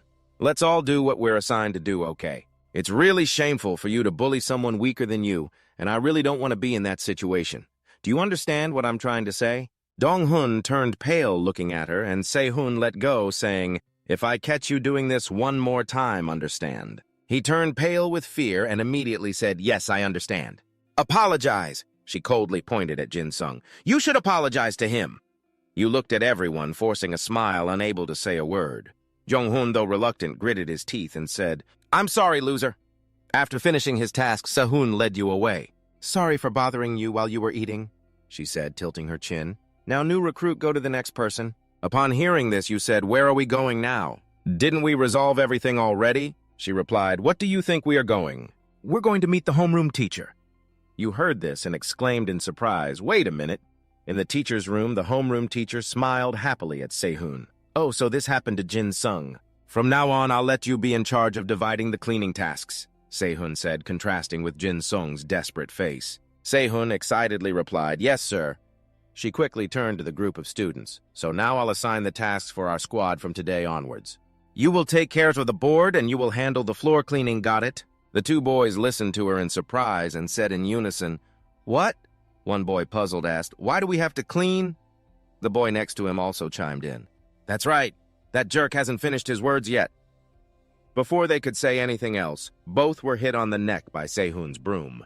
They didn't dare to protest and could only respond, Not right now. Jinzin from afar was annoyed approaching the vice team leader. She coldly looked at him and said, Byun Jinzin, do you want to clean up too? He immediately replied, At least you should call me vice team leader. She raised an eyebrow and responded, So what do you want? Dido frowned, feeling frustrated by her attitude. Do I have to want something to come talk to you? I'm just talking to my subordinate. She looked a bit dazed, but then shrugged and gave a faint smile. That's right, but since you annoy me, I'll just need to become the team leader. Really? Dizon angrily shouted. What did you say? Sehun turned around casually, saying, If you don't want anything, then I can go in here, right? Vice team leader Dizon unwillingly shouted, Wait until class is over, I have something related to the team to discuss with you. Sewell looked at him and said, If that's the case, then fine. In a corner where no one could see, Jyn Sung was shocked looking at the two. As the bell signaling the end of class rang, Sewell immediately headed to the rooftop. With her front foot moving, Jyn Sung followed closely behind. Just as expected, she was going up to the rooftop. Jyn Sung stood frozen at the stairway for a moment, biting his lip, thinking that today our team leader would be very busy. He moved up to the rooftop, pressing himself against the door to listen to the situation inside. Sehun coldly spoke. "So what do you want to discuss with me?" Jyn casually approached. "Are you pretending not to know?" "Not really, even if Cho doesn't want to, you should understand by now." Looking at the group behind Jyn, she smirked coldly. "Our team leader is truly impressive. It seems like you're quite famous too." The junior members of Jyn stepped closer to her. He stood behind, grinning smugly. "She's still a member of my team." "After this discussion, I have no intention of laying a hand on you," Sewell said nonchalantly. "So you mean you can't discuss these things without many people here to help? Our team leader has always been this embarrassing, huh?" Her words completely angered Jyn. He gritted his teeth. "It seems we'll have to teach the vice team leader a lesson." Sewell was surprised, pointing at herself. "You plan to teach me a lesson?" She looked at Jyn and then pointed at herself with a questioning tone. "You're going to teach me?" Obviously, this action drove Jyn mad. He began cracking his knuckles, gritting his teeth. "You really need a proper lesson." "I will make you regret acting so arrogantly, Kim Sewell." But she didn't care, just coldly crossing her arms. "What's the problem?" Ji-won declared loudly. "You should follow the orders of the sergeant." This made Sehun laugh, a sarcastic smile on his face. She spread her hands and shrugged, asking, "So are you stronger or smarter than me?" Ji-won glared at her, annoyed. "What?" Ji-young, hiding behind the door on the rooftop, heard Sehun calmly respond to Jizon's group. "Isn't skill here determined by reputation? You either have to be physically stronger than me or make better decisions than I do." Finishing her sentence, she flipped her hair. "To be my superior, shouldn't you be better than me? At least in one of those two aspects, right?" Jason was boiling with anger because obviously he wasn't better than Sewell in any aspect. At least in one of those two aspects, right? Jason was furious because clearly he was no more skilled than Seoul in any regard. "I can only grit my teeth and curse this trash." Then he waved his hand, ordering everyone to take out their weapons. Immediately, the group obeyed and pulled out their weapons. Seoul looked around thoughtfully, noticing some held wooden hammers while others held baseball bats. There were many close combat weapons, none of which had any special skill range. Seeing her silent, Jizon mocked her, saying that with someone as special as her, these things looked pitiful, didn't they? Seoul calmly replied, "Not really. Aren't you the one who feels that way?" He didn't want to say much more. He had already talked enough nonsense. The group of students firmly held their makeshift weapons in hand. At this moment, the school was deserted with no one on the basketball court. The security personnel were also quiet. Zion was quite confident in his plan to cause chaos with the weapons on campus, which would get them punished. Sewell listened indifferently to his ramblings. Especially with a high-level weapon like hers, just for that reason she would also be punished. She quietly remarked that these weaklings could use their weapons freely without being detected. Jason grinned, signaling his group to advance. He thought victory was within reach because he had gathered 15 kids like this. Kim Sewell's weapon needed a blade to unleash its true power, but right now she wasn't carrying one. So when comparing a character who couldn't use their weapon properly with the trash the trash would win. Jizon smugly said that even she wouldn't be able to handle this many people. He pointed at Seoul. "I'll make you regret arguing with me, you little goblin." But unlike the fear, Sehun calmly tapped her fingers against her face and suddenly asked a question unrelated to the current situation. "And Sung-ho is quite famous in our school, isn't he? Don't you think anything when you see An Sung-ho?" Jason was extremely annoyed, snorting, "What nonsense are you spouting?" Seoul stepped forward a few steps, continuing to ask, "You know my weapon's name, right? Now the question is this." She paused and asked, "What is my overall combat ability?" Although there was no answer, the group holding wooden weapons began to fearfully step back. Jizon became even more confused and angry seeing them like that. "It's all fake! Why are you faltering in front of a swordsman without a sword? We have 15 people with weapons. Don't be fooled, charge!" Suddenly, Seoul sighed. She shrugged. "You should have analyzed it this way in the battle team." Feeling insulted, he clenched his fist, this trash. Zul lightly tapped her forehead. "Did you forget what we learned in class?" A horn appeared where she tapped. Statistically, one person with a rank A could take on 100 people with rank B. As she finished speaking, Seoul's power suddenly surged. The horn on her head was a white jade goblin. Her weapon's overall combat ability was B+, allowing the user to manipulate the white jade goblin's talent for swordsmanship. An intermediate swordsmanship expert, she smirked disdainfully from rank A onward. "We are considered to possess asymmetrical power. One person must know how to fight one against many to earn rank A." Hearing this, the group began to hesitate and step back. Losing all will to fight, Seoul warned, "Just consider my power as only half. Do you think you have any chance of winning?" The hands of some people holding weapons trembled with anger as they stomped their feet on the ground, shouting loudly, "Why are you hesitating? She has no weapons at all." He pointed and ordered to catch her. "All of you catch Min Jun," trying to swallow his anxiety, he timidly replied. His hands shook as he reminded himself Kim Sung has no weapons. Min Jun charged forward, first swinging the baseball bat towards Seoul. "We can do this." Seoul stood still, not dodging at all. Even as the baseball bat swung down just as it was about to hit her face, she unexpectedly spoke up, "I like your curiosity. But aren't you approaching this a bit too honestly?" The bat stopped just a small distance from her face and couldn't advance any further, feeling the strength holding her weapon. Min Jun turned pale, his hands trembling.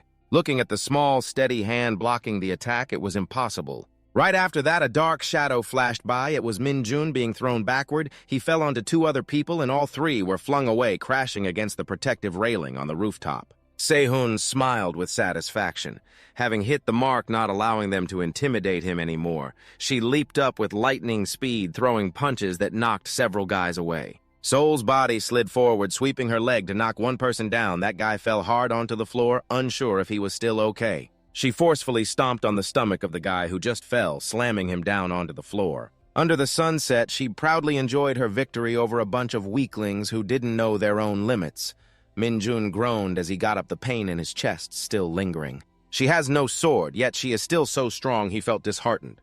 "We are nothing when facing an Ada Sehun squatted down in front of him. You gave up too soon. That's why you can't be a champion." Min Jun shouted miserably. What does she know? She was chosen since birth. "Do you think I don't try to train? A chosen one like you can understand." Seul listened in silence to what he had to say. Min Jun poured out all his pent-up frustration. Can a genius born with abundant Ida understand the sorrow of someone without talent? She felt sorry for him. Yeah, he had no other choice but to think that way. But the problem is, when my overall fighting ability started, it was Min Jun was bewildered for a few seconds. Why hasn't the champion Jyn Sung spoken up until now? Now she starts to chatter. Don't lie. No one in this country doesn't know about your family. He didn't believe her. If she wanted to play psychological tricks, she should say something credible. Something trustworthy, right? Who would believe someone like you has no talent at all? Seul shrugged.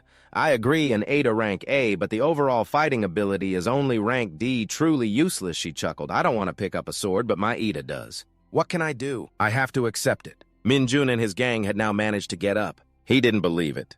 It couldn't be. Seoul didn't care what they thought. You won't accept the efforts I put in? She looked at her hands and indifferently said, "But that doesn't affect anything on her hands. Were calluses from overtraining. The efforts I put in are still being proven at this moment." Jisung didn't want to listen anymore. He led the group to charge at Seoul. Shut up, but just a moment later, the whole bunch collapsed at her feet. "Even without a sword, you guys still aren't a match for me." The sunlight shining on the rooftop's protective railing, the others have been knocked down, leaving only Jyn. He was on guard when he heard Seoul say, "It's just you left." "Sergeant," she looked at the defeated foes sprawled on the floor. "Did you see me intentionally leave you behind in the end?" Jisung gritted his teeth, cursing. "I guess even if it's a trash can, it's still just trash." Seul rubbed her neck and said something incomprehensible. "Sergeant, I can't use it to take care of you again." But it seemed Ji-won understood what she meant. He scoffed. "It won't help you come on and eat me, you goblin." Seul felt something was off. She narrowed her eyes, assessing what kind of confidence this was. Was he still hiding a trump card? But she didn't think too much if that was the case. Seul charged in, throwing a punch with a warning, "You better tuck your belly in." She thought she just needed to destroy it. Her fist aimed at Jisung's stomach. He watched the scene with delight and chuckled. "You've fallen into my trap, Kim Sung. I knew you'd avoid a punch to the face. You know you'll be punished if you do that." But surprisingly, Jisung's plan was to take the hit. He stepped back and bent down to absorb the punch. "I'll use my face!" His actions made Seon sweat because she couldn't retract her hand in time. Her punch was very close to Jisung's face. He was still secretly pleased.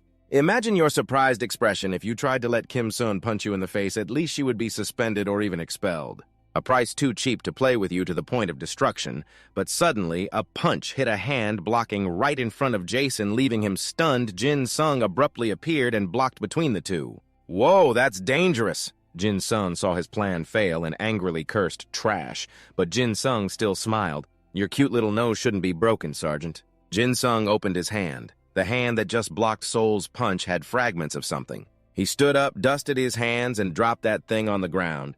Jyn Sung angrily pushed his hands down to stand up. "How did you get here, you trash?" However, before he could stand up, the hand on the ground was stepped on by Jyn Sung. He hurriedly apologized when he heard the scream, "Oops, I slipped." He scratched his head, feeling guilty. "Are you okay, Sergeant?" Jyn Sung seemed to have a grudge against the whole world. He frowned at Seol. "Did you bring this trash here?" She blandly pointed at Jyn Sung. "Why should I? He followed me." Hearing that, he felt a bit heartbroken. "What a pity," Jyn Sung cried. "It's so sad that I can't be welcomed anywhere." The fight temporarily paused here. Se-hoon didn't strike anymore. She thought she had somewhat resolved the situation to change the impression with Byun-jisun, but she turned to look back at the position she was standing in with the rooftop door. Recalling what had happened and placing a few question marks from behind the rooftop door to this spot. He rushed here in a heartbeat. Jyn Sung opened the door and rushed here, standing between Seol and Beyonce, even stopping her punch completely. "How can someone with F-class combat ability like you beat the village drum?" Jyn Sung glanced west. "Oh no, the sun is about to set." Seol clenched her fist, secretly curious. "Park Jyn Sung, what exactly are you—" But she suddenly felt a sharp pain in her hand. Startled, she opened her hand to reveal a few pieces of broken black plastic. Seol was surprised. "What is this plastic?" Jyn Sung looked at Jyn Sung, trying to salvage the messy situation between the two. "Sergeant, the sun is setting. Why don't we end this scene and go home?" Obviously, Jyn Sung was unwilling to let it go like that. He stood up, clutching his chest, furious. "What the hell do you think you are to demand an end?" He pointed at Jyn Sung and Se-hoon, angrily threatening, "You two better watch out if I report you to the teacher." Sergeant Jyn Sung is scared and whimpering. "What did I do wrong? I just defended you." "Do you think I'm being a bit harsh like this?" Seol nodded, speaking up to defend Jyn Sung. "This rookie warrior is indeed something. Just protecting your ugly face." "Stop your nonsense, Jyn Sung. You're really full of tricks." He flashed a dangerous smile. "Who said that?" "He dropped a bombshell. I recorded it." "Here we go again, being cautious." The more he talked, the more excited Jyn Sung became about the hidden camera footage. But Se-hoon suddenly raised his hand, pointing down to the ground. "Are you talking about this hidden camera?" The smile on his face suddenly vanished as he looked where she was pointing. What was on the ground was a shattered camera. Even the memory card was in pieces. Jyn Sung felt a wave of disappointment wash over him. In his ears echoed the annoying words of Min. "Wait, is that a camera? I thought it was some kind of decoration. I saw you bring it up here." He scratched his head, laughing foolishly. "Sorry about that. I thought something was stuck on the wall. I thought it was a shock absorber. I didn't think it was yours." "Sergeant, sorry." Yoon casually kicked the camera's broken pieces and said, "Wow. The camera's broken. It seems your plan has gone up in smoke, huh?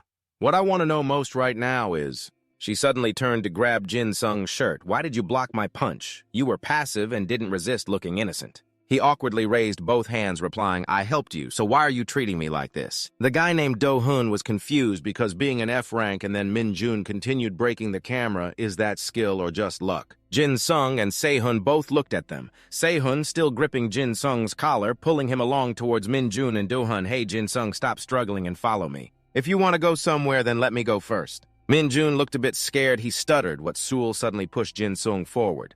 "Don't whine about being low rank anymore. Here is our rookie." Her unusual behavior made Jyn Sung very confused, but she didn't explain much, just warned Min-jun it's not too late, think it through. Min-jun seemed to understand what Se-hoon meant, staring blankly for a long time without getting up, and she didn't say much, turning to leave. "Let's go, rookie Jyn Sung, follow me." Se-hoon acknowledged her. "You really resemble Senior Unsung Ho." She didn't like hearing that, immediately scolding Nonsense, who said I look like that pig-headed guy. With a bang, the door to the rooftop slammed shut.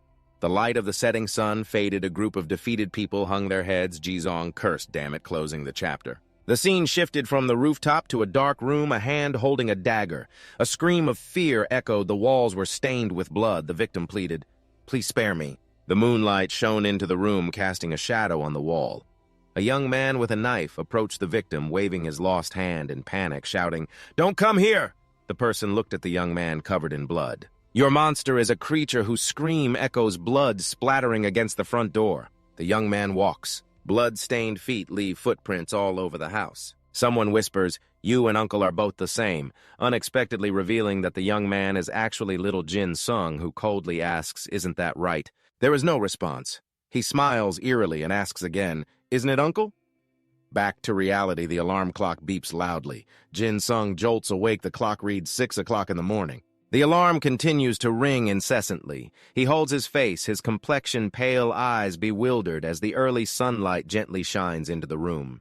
Jyn Sung mumbles, "It's that dream again." In the early morning, warm sunlight blankets the streets on the way. Sehun notices Jyn Sung's pale complexion lacking vitality, and she expresses concern, asking the intern, "Why do you look so strange today? Is something wrong?" Jyn Sung smiles awkwardly, waving his hand, saying, "No, I'm just a bit tired." "But where are we going?" Seol looks at the group of sergeants leading her team and says, "I'm not sure because the teacher only told the sergeants, but since it's been assigned to the first aid classes, they might be there." The group moves in order, the sound of footsteps echoing. Someone curiously asks, "But why are we going outside?" Someone replies, "I don't know either." Finally, Jizon stops at a bank and gestures for the whole team to stop. Seeing them, a friend speaks up, "We're here." The ponytailed girl beside him asks, "Are you a student from high school Ho-an?" The boy in the blue shirt laughs and jokes. "It's the first time I've seen kids from Ho-an high school." Xiu, the girl standing in the middle of the three, smiles and asks, "Isn't it too late?" Their mocking attitude touches Jizon's pride. He furrows his brow and steps forward, his face dark like someone who has just been insulted. "Who are you?" Xiu looks at him as if he were a monkey in a zoo, expressing her attitude. "I'd rather watch Kim Soon than you. I've heard she's very beautiful and a genius." Feeling disrespected, Jizon becomes even angrier. "Kim Seun is the team leader of my squad. If you want to say something, you can talk to me." Xiu sarcastically replies, "Isn't this the ranking system I heard about before?" The girl beside also chimes in, "Their army role-playing looks really funny." Xiu mocks him, saying, "Tell me, who does he think he is?" Jizon activates his pride, raising his hand to declare, "I am a student of Ho and Special Training High School Year 2 Squad 10 3rd Team. I ask again, who are you?" The ponytailed girl teases, "Are you making fun of us?" Xiu retorts, "How did we meet you?" The officer's vocabulary to insult others is truly poor. He opens his mouth and only has one phrase, "You trash." Xiu loudly asks, "What trash?" At this moment, a hand rests on her shoulder from behind, stopping her. "Hey, don't make a fool of yourself for the other schools." A foot in sneakers steps up to support Xiu and her friends. "Sorry, our kids are a bit emotional. This is CEO Hoa." Upon seeing him, everyone gasps, "So handsome." "Who is he?" The polite CEO Hoa extends his hand, introducing, "We come from SEO Jong High School." He smiles warmly. "Nice to meet you, fellow student from Korea." But Ji Sung brushes Seong Woo's handsome hand away. "Cut the act and explain." The boy in the blue shirt from earlier angrily curses, "You bastard." Seong Hoa smiles, calming his classmates. Everyone calm down. At this moment, Seong approaches the lieutenant. "Stop." She glared at Ji-won and warned him, "Don't you see our training points going down?" Ji-won looked away in annoyance, while Seol coldly glanced at Seong-hoon and the SEO Jong group. "You guys too." He looked at her with curious eyes, wondering if she was Kim Seol. Still wearing his harmless smile and gentlemanly demeanor, he extended his hand. "Nice to meet you, I am Lee Seong-hoon." Seol cautiously glanced at his hand. She didn't shake hands, but asked, "Our team is here for the first aid class, right? But why are the kids from SEO Jong here instead of them?" She tilted her head. "Can you explain this?" The cheerful CEO replied, "We are the first aid class students you are looking for." He introduced his group of 4. "We are the second-year first aid class from SEO Jong we are looking forward to today." 2 groups stood in front of the Nara Bank. We didn't understand why it was called a bank. After gathering everyone, we went inside only to hear about the class division. Cao Trung-hee opened the bank door and walked in. Someone said, "I think both schools have a good relationship with this bank. It would be better to reveal that there is a joint class from both schools inside." They met a serious-looking guard in a black suit standing watch, and the bank looked quite nice. Thanks to the car, the flowers looked around as if it was reserved for us. Since customers had become scarce, the guard stepped forward to greet us. "You are the students here for the internship."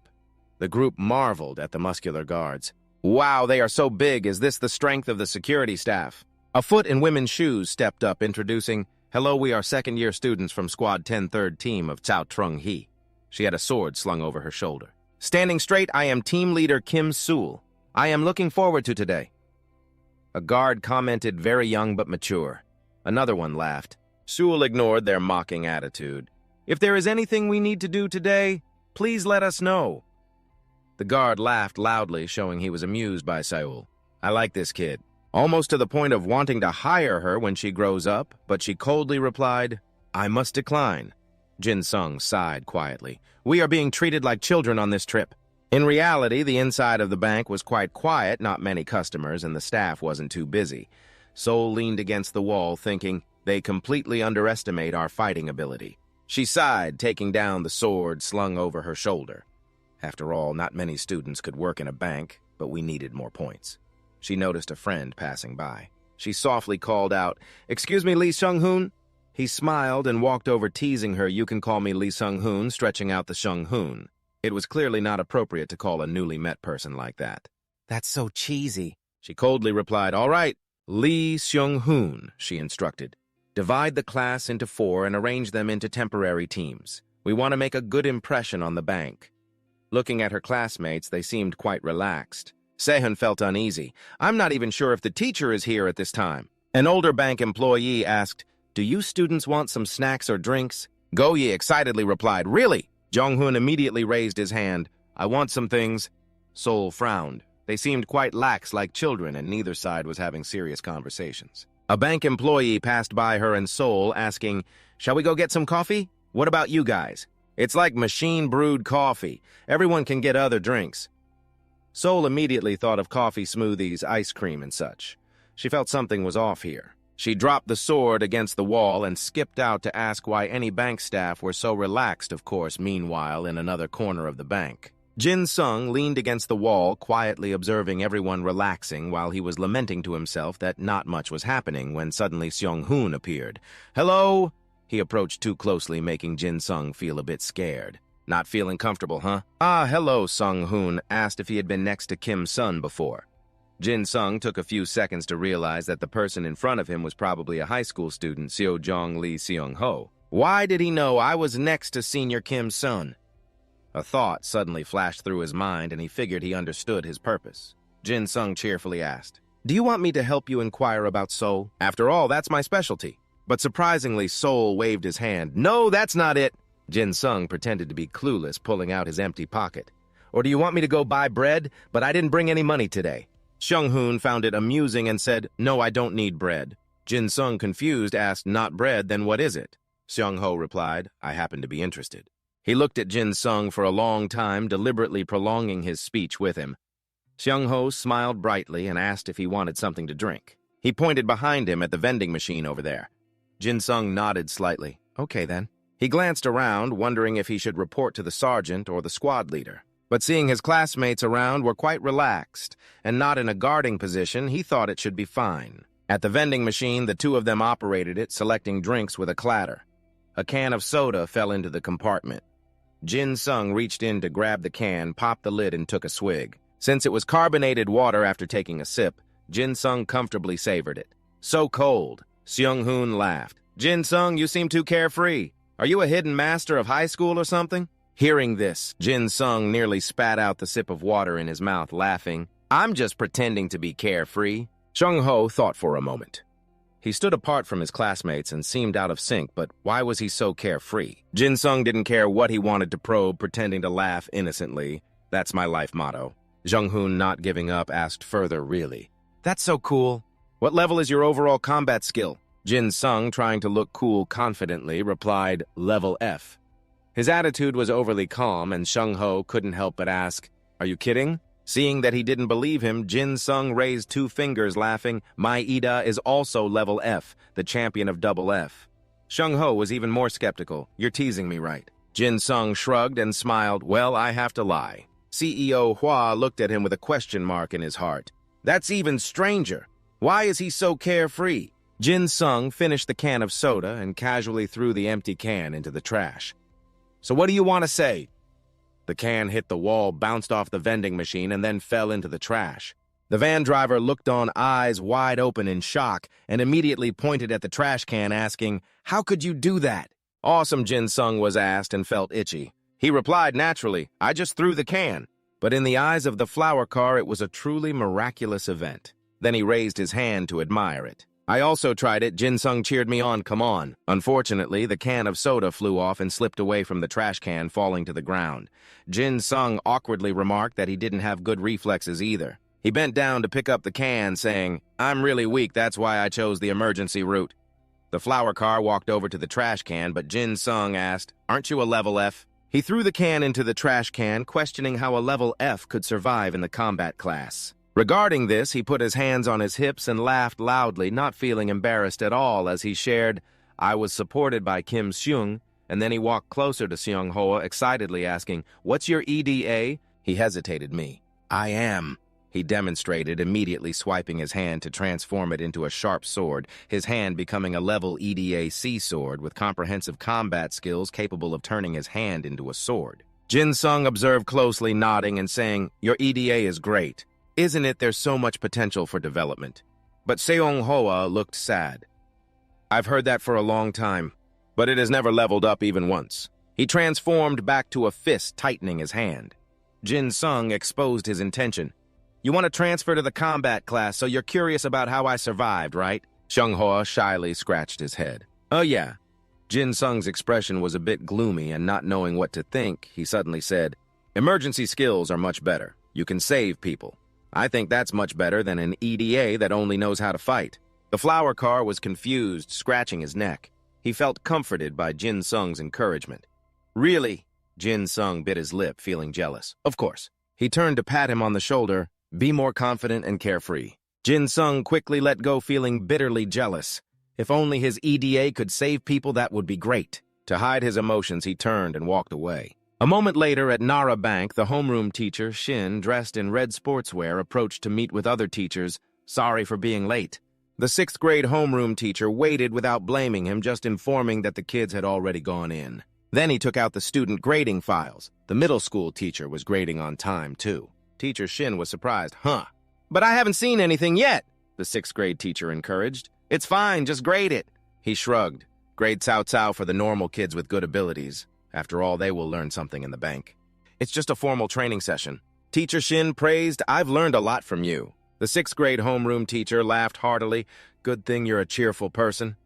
The sound of the pen scratching on paper echoed as he finished grading. "Let's go have coffee." The initial blank score sheet had been filled out. Han-Yang Hyun D.C. Park Ho 1 D.C. Kim Suji D.C. Park Jin Sung FF. The sixth-grade homeroom teacher immediately put the score sheet away. Leading the group, I knew how to make this coffee delicious. Teacher Shin exclaimed, "Wow, then I will follow your lead." The sixth-grade homeroom teacher chuckled. "I know the Heian middle school teachers will be very cheerful." Returning inside the bank was quite peaceful. A friend assigned to stand at the door with Go-hei complained about how tiring it was to stand at the door like this. She nodded in agreement. Nothing was happening anyway. So the friend suggested to the sergeant to play rock, paper, scissors and buy drinks if they lost. Go-hei chuckled. "Sure, let's play," and the two started the game of rock, paper, scissors. The friend chose paper while Go-hei chose rock, unaware that a group of armed individuals was approaching outside the door. Jung-hoon, who was snacking, walked past them and called out a warning. "Hey, someone is coming," while Go-hei, having lost, asked the friend what to drink. The armed group got closer, and inside there were murmurs. "Look at those outfits. Is it a cosplay group?" Dido looked out surprised, exclaiming, "What kind of outfit is that?" Their chatter caught the guard's attention. He looked outside and immediately dropped the coffee cup in his hand, rushing out the door. Damn, the guard reacted very quickly. He shouted loudly at the students. With his quick reflexes, he reached the door in no time. "Get out of the way," while the black-haired friend and Go-hei were still confused about what was happening. "What's happening?" the black-haired friend asked. "What do you mean?" The guard immediately pushed the black-haired friend back. "Get out of the way," while he stepped forward to block an incoming strike from the attacker. With a swift motion, the guard drew his Ida to block the opponent's attack, the two-section staff becoming increasingly firm with Ida C and comprehensive combat skill B, each impact making it harder as he blocked the large sword of the intruder. The guard shouted loudly, "Run to the back door." The students, terrified, turned pale, reacting slowly. "What's going on? What the hell is this, a monster? Is this a training exercise?" The bank intruder spoke in a deep voice. "It's useless." The sound of cracking echoed as the two-section staff in the guard's hand developed a crack. Seeing the students not running but standing frozen in place, he anxiously shouted, "What are you doing? Run!" However, his opponent calmly said, "See you again," and with a slash, the sound of the sword cutting through flesh echoed, blood splattering before Jung-hoon and the ponytailed girl named Hayagi. Both were horrified, frozen in place, and a second later a deafening scream echoed throughout the bank as the guard fell while the one wielding the sword named In Young led the charge. A catastrophe! Peste burst in, laughing coldly, Comrade Korean. In Young's eyes gleamed with cruelty. the scar on his face making him look even more terrifying. Comrades, may I? The remaining bank guards rushed out. Who are you? In Jung, carrying the sword on his shoulder, assessed the two newcomers, smaller than the two guards, but he showed no fear. You seem strong. Can you make me happier than the previous comrade? The two guards were on high alert. One asked, what do you mean by that? Isn't that a North Korean accent? The other shouted, are you a North Korean spy? In Jung found it amusing. Spy. I'm just here to have a little snack. He threw a bag on the ground. If you don't want to get your heads chopped off, fill this bag quickly. The guard clenched his lips in anger. Everyone to your positions, and then a group of guards stepped out. They stood shoulder to shoulder in a line. In Jung was displeased, feeling his words were not taken seriously. Comrades, didn't you hear me say to fill the bag? They stood shoulder to shoulder in a straight line, looking displeased because they felt their words were not taken seriously. The comrades in the department couldn't hear me telling them to fill the bag. Huh. When I used to call you comrade, you were obedient. The bank guard shouted angrily, shut up, you scumbag! The bank robber, undaunted, laughed. I don't know how my South Korean comrades are doing. With ears ringing and vision blurred, the guy swung his knife. You weaklings, why do you keep rushing at me like moths to a flame? Behind him, Seoul assessed the situation in horror. We are no match for him. His energy far exceeds that of an ordinary person. As he said, they are just like moths diving into the fire. The bank guard did not back down. He summoned a steel shield and commanded to block his sword and push him back. We have students behind us. Seoul worriedly thought they would die in vain. She reached out to pull the guards back. In Jung slashed down, shattering the steel shield. You comrades are blocking my way. Seoul glared at the gruesome scene before her. The bank guards fell in pools of blood and the screams of the survivors echoed. Jong-hun, pale with fear, leaned back. Are they dead? Someone collapsed on the floor, groaning. Seoul struggled to swallow. He took down a B-level defense Ada with just one blow, which was quite strong, but his attack pierced through it effortlessly. In Jung felt unsatisfied. It had just been a one-sided massacre. Was that all there was? You guys are too obsessed with peace. He swung his hand, flicking the blood off the blade. Is it okay to use these useless guards? Seoul assessed the leader of the bank robbery gang. His combat skills must be at least A-level, one of the strongest here. She shouted, everyone get it together. She turned to her classmates. Where's the command, get out of here? Her friends, terrified, turned pale and felt weak, but for their lives they tried to move. Someone shouted, everyone run to the table. In Jung did not chase after him. He found it amusing and decided to tease, have you all decided to become bank employees?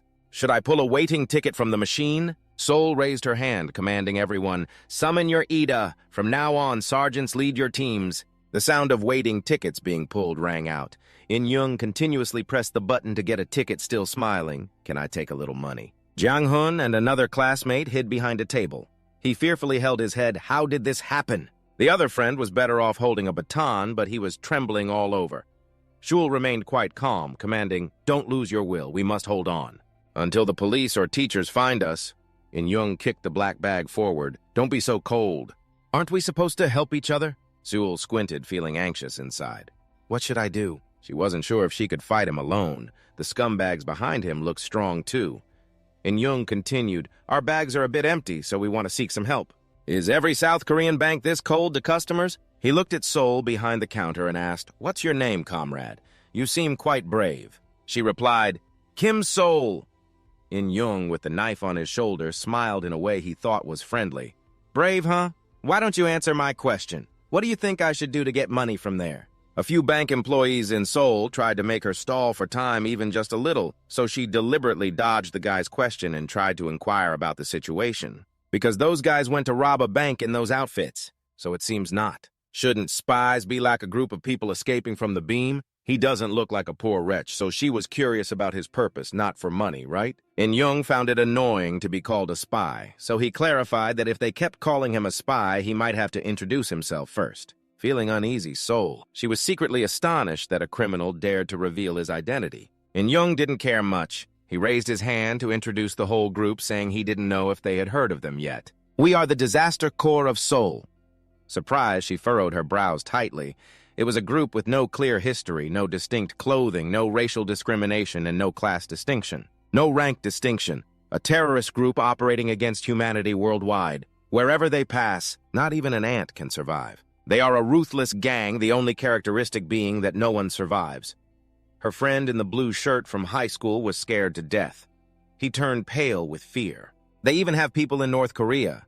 In Young was not too pleased with their reaction. He kicked the pile of order slips on the ground and said, "I said we are the Disaster Corps. Why do you guys call it a disaster? These Koreans have been too westernized. Anyway, if you understand, then give me the money." Sehun fell to the ground, mumbling, and her friend took a whip and approached the large handbag to put the money in. "We just need to give him everything. If we do that..." While speaking, she suddenly fell silent because she saw Seoul transforming, and Young seemed to find something interesting. He laughed unexpectedly as a horn sprouted from Sehun's forehead. She entered a combat stance, her expression cold and indifferent, warning her classmates to stay calm. "He never said he wouldn't harm us after we give him the money." In Young looked at her with interest. "That horn, that hair, I get it now." Seoul stepped out from behind the counter. It seemed he knew her family, so it would be easy to fight. He said that, but she was still worried. If his men rushed in, there would be no hope left. She had to trick him into a one-on-one fight because he seemed to be the leader. And Young smiled, enjoying it. "Well, you're smart. I'm sure you're wondering if I'm being fooled by you." Seoul shrugged. "I'm just a student. You won't gang up on me, right?" Behind the desk, Go-hee was scared and curled up. In Young snapped his fingers to signal his underlings not to interfere. "I like that courage. But it wouldn't be surprising if you came from a crazy goblin family." "You must be crazy, right?" Seeing that the guy still didn't meet his expectations, Sehun provocatively said, "You're talking too much. So are you planning to fight me or not?" The terrorist in Young laughed a cute challenge indeed. He slammed his sword down onto the ground with a clang, revealing a terrifying smile of an executioner. "All right, then. I accept that challenge, you goblin." In Young raised his sword, pointing it towards Seoul. "Go ahead, girl. Are you daring enough to let me attack first?" "You must be quite confident." Inside, he sighed in relief. Thankfully, her challenge worked. He couldn't go back on his word in front of his subordinates. If she defeats him, she can survive. Seoul reached her hand behind her back as usual to draw her sword, still thinking that she had to win to survive. But unfortunately, there was nothing behind her. This made her a bit panicked. Seoul held her breath for a few seconds. "Where's her sword?" A memory suddenly flashed. She had put it down during the break. Why did she have to pull that bad habit now? While she was panicking and looking back, In Young darkened his face and attacked her. "Where are you looking, girl?" He slashed horizontally. "If you don't attack, I'll go first." Thankfully, Seoul reacted quickly, leaning back to avoid a strike. The blade swished past her face, powerfully slicing through the concrete ceiling above which rumbled and collapsed right after she dodged the sword. Seoul had to spin away from where she was standing, narrowly escaping death. She paled slightly at the sight of the concrete debris. If she got hit just once. A thought flashed through her mind, but thanks to that strike, Seoul picked up a large piece of concrete and threw it at In Young, jumping up to use it like a surfboard. Now she had something to use. He sensed the unusual energy behind the concrete, a bit surprised, but he quickly turned and slashed hard, shattering that concrete piece. "Sneak attack, huh? Where's the courage you had earlier?" It was discovered Seoul jumped back and landed on the ground. "Damn it!" And Young glared at her, who had been dodging all this time. He mocked, "Flying around, huh? You must be a goblin, not a flying squirrel." While taunting him, he still didn't forget to swing his sword. Sehun, without a weapon, could only use his agile body to dodge, hiding behind the trading desk, his friend from the first aid team poking his head up to comment. "He's fighting the boss with the sword!" Jong-hun praised Kim Sehun amazing, so they cheered for her, Kim Soon's cheers gradually echoing throughout the office. Kim Soon hid deep inside. Jyn Sung was at a loss for words, his mind racing. This isn't the time to cheer. What should he do? "You hide with Lee Seon-hwa," he excitedly said. "Now I know why he's famous." "He's fighting the boss of Pesta." Jyn Sung turned to Lee Seon-hwa, placing a hand on his shoulder. "This situation is completely unbalanced. We have to run right now." Shung-hoon, confused, replied, "Run now, but which way?" Jyn Sung looked around and then up at the ventilation duct. "Going up there is the best option. The toilet, the cabinet under the table, anywhere that makes it hard for them to find us." Meanwhile, Seoul was still trying to dodge In Young's sword. Jyn Sung instructed everyone, "We have to buy as much time as possible." Just as he finished speaking, Seoul was hit in the stomach by the sword thrown back by In Young. Seoul fell to the ground, struggling to sit up against the glass. In Young approached, grinning. "It's time to wrap up this cat-and-mouse game. How do you feel about that?" Seoul clutched her chest and coughed up a mouthful of fresh blood. Her classmates were startled. "Is Kim Seul defeated already? Is there anyone among us stronger than Kim Seul? Are we doomed?" In Young pointed his blood-stained dagger at Seul, slightly disappointed, asking her if that was all she had. She smiled and said maybe so. Why don't you check me out? The guy grinned, feeling that this game could come to an end. Even at the last moment, she was still a troublesome woman. Just as he raised the dagger, Jyn suddenly slammed the table and shouted for everyone to scatter right after no one had time to react. What's going on? He had grabbed the shirt of the flower delivery guy and was running away. I'm running here! Dong-hun was stunned for a moment after seeing that. He and his classmates ran towards the emergency exit. Run! The girl running alongside was yelling as she ran up the stairs, tears welling in her eyes. Dong-hun was no different, running while cheering, If we get caught, we'll die, run. Thanks to the chaos just now, In-young had paused and Se-hun had also escaped a fate. The guy scratched his head, so they had decided quickly. He asked his teammates what they thought. The team members were very obedient. No one acted without orders. One person asked, What are your orders, sir? In-young issued the command to capture all the comrades of that rat bastard. The masked soldiers saluted and replied, Yes, comrade, and then the group split up to chase after those who had just fled. In-young curiously thought, Let's see how that comrade is different. But those stupid South Koreans didn't move at all. This elf girl was stalling for time. Where would she run to? The sound of 6 footsteps echoed in the emergency stairs. He concluded they would eventually be caught. Sul wiped the blood from the corner of her mouth, feeling confused. He ordered his men to catch them, so he didn't intend to kill them. She stood up to continue facing In-young. If she could buy a little more time, the guy smiled with delight. I like your toughness. You've proven to be a more useful girl than I am, right? Suddenly he spoke up. Do you want to join me? Se-hun immediately waved his hand to refuse. What the hell, no way. In-young raised an eyebrow, advising her to think more carefully. Women line up to be with me. Seoul expressed her disdain. How can I trust a bank-robbing terrorist without any evidence? In-young began to introduce himself. Oh, I forgot to introduce myself. My name is Kim In-young. Seoul was startled and stepped back. He smiled and shared his nickname, the Son of North Korea. This time, Seoul truly paled. Kim In-young, the greatest leader of North Korea, commanding the greatest army of North Korea. The greatest politician of North Korea, the one with the strongest EDA in North Korea, a true monster with those titles. In-young stated, I have a lot to worry about becoming the son at such a young age. I need a talented wife by my side. Se-hun panicked and thought to herself, no way. Why would Kim In-young come to a gathering himself?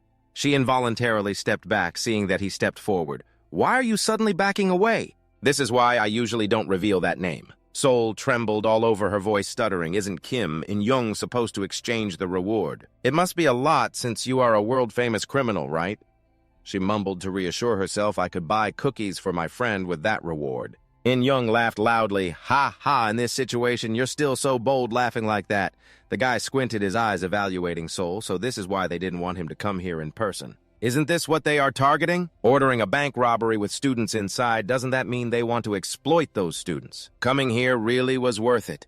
In-young put down her weapon, trying to persuade the girl the winner has been decided. Shouldn't you behave while I still enjoy this? What about you right now? Seoul had backed up against the corner where she had previously left her sword. It's surprising that the winner was decided so early. You kicked the sword up with your foot. I almost died trying to jump back to this spot. Did your actions surprise In-young? Se-hun caught the sword with a weapon in her hand. She felt much more confident. I still have a lot to learn. She drew her sword. The energy around her suddenly surged, but I want to use my power properly. Se-hun smiled. I need a sword in the long hallway. Several students were being chased by people in black clothes. One girl panicked and ran so fast that she tripped. A person with a covered face and black clothes pulled the girl up. Follow me. She screamed in fear. Let me go. I said, let go. The people in black led that girl away, along with Jong-hun and all the captured students taken to a room. At the same time, on the other side in the men's restroom of the bank, Jyn Sung and Seung-hoon were panting heavily. Hiding inside a restroom, Jyn Sung looked up, scratching his head, sighing it must be because this is a bank that it's so clean here, right? Seung-hoa worriedly turned around and asked Jyn Sung, should we go up higher? This is only the 5th floor and the other kids are going up higher. He casually sat down on the toilet lid, replying, it will be fine, just stay calm.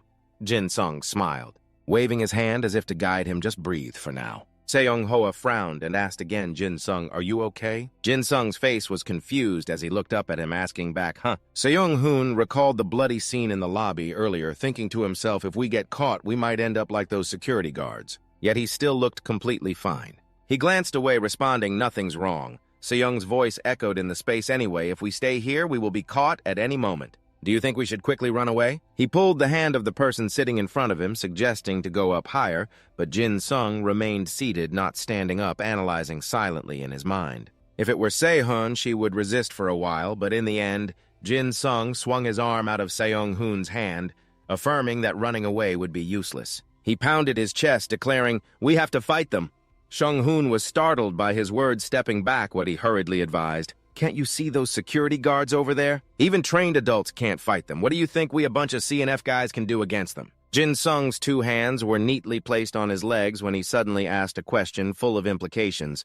"Lee Seong-hoon, do you think souls have a reputation?" Seul-hoa couldn't understand. Naturally, she asked, "What are you talking about?" Jyn Sung recounted that he had overheard something earlier. He recalled what he had heard back then, that Kim Seul's fighting ability was once ranked D when she was young, but now she is ranked A. Ji Sung firmly asserted that he didn't think EDA could be an ultimate standard for judging people. "There's no need to be sad about your rank."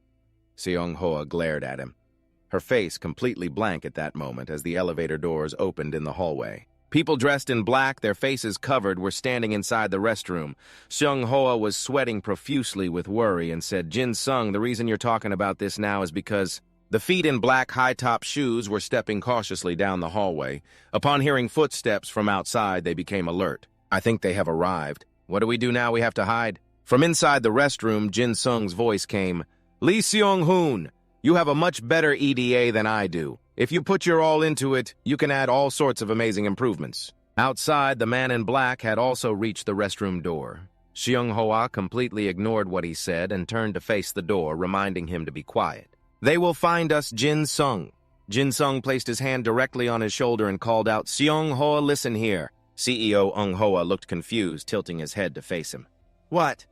Jyn Sung leaned slightly forward, staring seriously at him. "Just trust me, and from now on, do what I say." Inside the restroom, all the rooms were fitted with white ceramic sinks. A man in black entered loudly, demanding, "You bastards, we heard you come out!" He leaned one hand on his hip, his tone extremely arrogant as he threatened, "The leader doesn't like slowpokes." Jyn Sung opened the restroom door, poked his head out, and smiled at him. "Your dialect is really something. Can you teach me?" The man in black angrily cursed, "You bastard, don't joke around. The leader will understand if your legs or arms disappear during the capture." Jyn Sung kept smiling as he stepped outside. "Now that your leader is gone, you sure talk a lot." "That's impressive." The man in black shouted loudly, "This bastard!" Jyn Sung narrowed his eyes and shouted to activate his EDA. A dagger appeared in his hand as he pointed it directly at him. He mocked, "What is this? Are you trying to tell me that this is your soul's essence?" The man in black also used his EDA. His legs were emitting light. "Stop talking nonsense and be quiet!" he shouted as he lunged towards Jyn Sung at lightning speed. "Accept being captured." The information display showed the content legs accelerating from 0 to 100 in 1 second, EDA rank B, overall fighting ability B. Once you start running, you will accelerate from 0 to 100 in 1 second. Jyn Sung was monitoring the situation in front of him while instructing the person in the restroom. "Lee Seong-hoon, you have to run like I told you before, okay?" Jyn Sung was monitoring the situation in front of him while instructing Lee Seong-hoon, who was in the restroom. "You have to run like I told you before, okay?" The man in black clothing lunged very close to you, intending to run away, but I will have to capture both of you. The eyes behind Jyn Sung's glasses glinted with a red light. An information panel appeared, stripping away the absolute life of the combat ability S. The body's capability would triple compared to normal, and a wave of oppressive black energy radiated from Jyn Sung. In front of him, the man in black was still rushing towards him. He stopped right in front of Jyn Sung and moved his arm extremely quickly, swinging his fist to attack. Jyn Sung gently leaned aside and was able to dodge his punch. He was too slow. The man trembled with rage, cursing the bastard, while the other had not yet reacted. Then a slash struck straight into his chest. Jyn Sung did not stop, but pressed in to slash repeatedly at various points on his body, using force to drive the blade down. Laughing maniacally, "Ha ha ha, I'm sorry, I'm very sorry." The mask covering the head of the man in black was torn by the blade. He struggled to hold Jyn Sung's hand, moaning, "You are actually a crazy bastard." Jyn Sung smirked, his eyes slightly narrowed, as if searching for something on the man in black. Finally, he glanced down, focusing on his legs. Jyn Sung suddenly exclaimed, "Surely accelerating from 0 to 100 in 1 second would be convenient, right?" The information panel displayed the content legs accelerating from 0 to 100 in 1 second. Ida B, overall combat ability B. Once you start running, you will accelerate from 0 to 100 in 1 second. The man in black stared wide-eyed. Is that my soul? Do you see my soul? Jyn Sung excitedly laughed, pulling out the bloody dagger. What if I cut your Achilles' heel? A stream of blood spurted from one side of the man in black's chest. He pondered, asking what would happen if what you needed to activate your Ida was destroyed. Jyn Sung pinned him down to the ground, his eyes flashing red, speculating that perhaps your name would drop. He continued to raise the dagger in his hand. Should I pin it here? There are many possibilities. I can't choose. Humans will be submerged in the desire to end the lives of others. The man in the taxi trembled, calling out to Jyn Sung. Jyn Sung stopped his actions, remaining silent, slowly tilting his head toward him. Seong-hoon Jun could no longer stand firm. Jyn Sung's face was now smeared with blood, curiously asking, Did you call me? Seong-hoon, not receiving an answer, asked again, What's wrong, Seong-hoon? Why are you calling me? Seong-hoon's white leather shoes stepped back to avoid the bloodstains on the ground. His body trembled weakly, urging him to stop and just run away. Jyn Sung laughed twice. Ha ha, you're mistaken. Who do you think needs to run right now? He stood up, dragging the man in black, who was no longer moving, to stand up as well. Answer me, Seong-hoon. He trembled upon hearing Jyn Sung's voice calling his name. Seong-hoon must destroy Ida or end the opponent's life to effectively conclude it. In Jyn Sung's eyes reflected the image of Seo-eung-hwa. With a face full of panic and trembling, he called out, Jyn Sung! His presence calmed Jyn Sung down after the bloodthirst, and he stammered, Lee Seo-eung-hwa.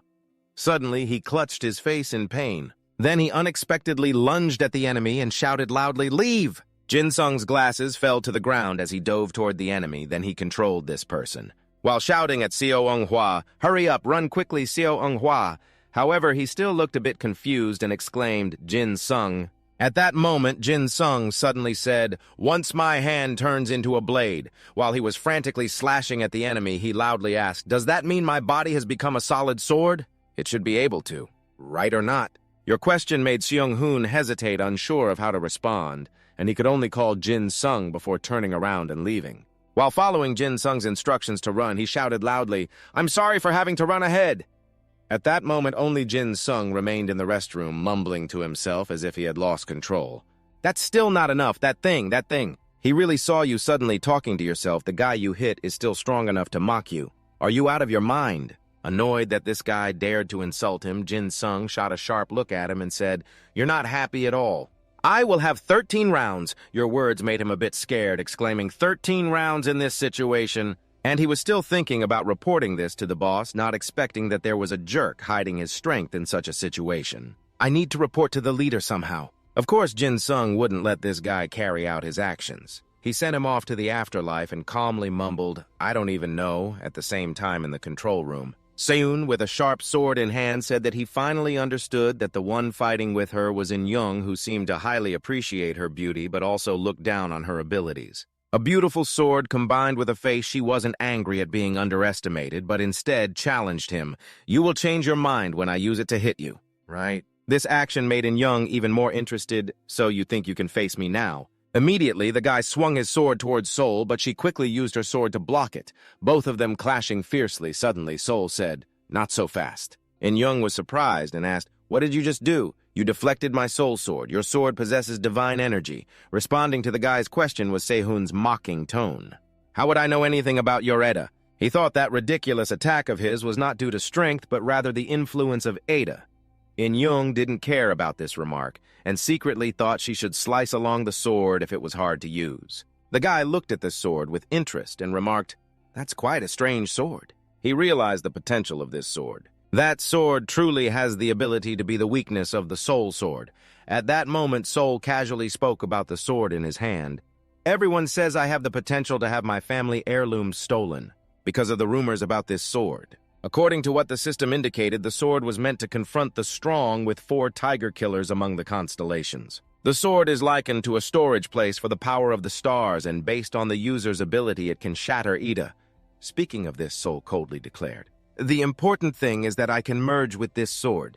As soon as she finished speaking, she unleashed the technique of merging the spirit sword, and the system sent a notification about the merging technique, creating a replica with physical attack power, making Seon want to recruit In Young to his team. You're truly special. You really don't want to join my side? Of course, Sehun's answer was no. My family may be impatient, but a jerk like you I absolutely won't accept. Seeing her wanting to refuse him, In Jung decided to deal with her right away. It would be quite embarrassing to kill her like this, wouldn't it? Such a waste, but I can't. The strong guy swung towards Sol and shouted loudly, I can't play with you anymore. Of course, with Sol's current abilities, it was a bit challenging to stop In Jung's strength. Therefore, her clones were easily wiped out by him in that moment. Therefore, her clones were easily eliminated by the guy at that very moment. In Jung took the opportunity to send her off to the heavens. The woman now shows no fear. It's not just Sehun who has to withstand the relentless blows from the guy not stopping even for a second. The guy attacks frantically and confidently claims that it seems he has the upper hand. Obviously, Sehun wouldn't let herself be in a weak position. She loudly asserts that it's not over yet and continues to use her old techniques to gather links for her skills. The copies of Sol simultaneously attack, trying to block him once again. While countering with In Jung, she quickly thinks of a way to neutralize his attack. He swings his sword very quickly and heavily, but if she attacks while he is blocking her move... What? Although it's a bit tough, she still tries her best in that situation. Finally, she has to admit that fighting with In Jung seems to be beyond her capabilities. Damn it, she can't withstand it. After a while of fighting, In Jung seems to be enjoying himself. Sol, I really like you. In this situation, Sol has to admit that, damn it, he is far superior to her in direct attacks. Seeing her deep in thought, In Jung mocks her. Are you thinking that you can catch up to my abilities? Obviously, she feels a bit offended because she can't fight back against him, but it can't be helped. Now she can only hold him off, which hurts her pride. But I won't play that foolish game and prolong the time with illusions that still won't give up. In Jung continues to persuade her, don't you think my skills are enough for you to consider joining my side? Sehun's answer remains the same. It's still not enough. In her mind, she tries to think of a way to hold him off for as long as possible, just as she plans to attack once more. Suddenly, there are screams that make her turn back. Her friends are all captured by the enemies, leaving them no choice but to call for me. I'm sorry, please save me. The current situation leaves Sol in shock. They have already captured a few of them. Why are they coming in from outside? The absence of anyone rescuing the hostages makes her realize that in this chaotic state, there are usually police or military surrounding them. They can't act because of the hostages. At this moment, In Jung turns to ask a subordinate, aren't any of the comrades going up the stairs from behind? Why did you bring the comrades from the north inside? A subordinate quickly replies, yes, sir, we split into two groups. The bastards from the north rushed in through the window in the corner. They have divided the groups to make it easier to capture, choosing a nest of students while the rest wait outside to catch those jumping through the window. Other groups are checking to see if anyone is left behind. Comrades who haven't returned are now going upstairs to check if there are any remaining from the north.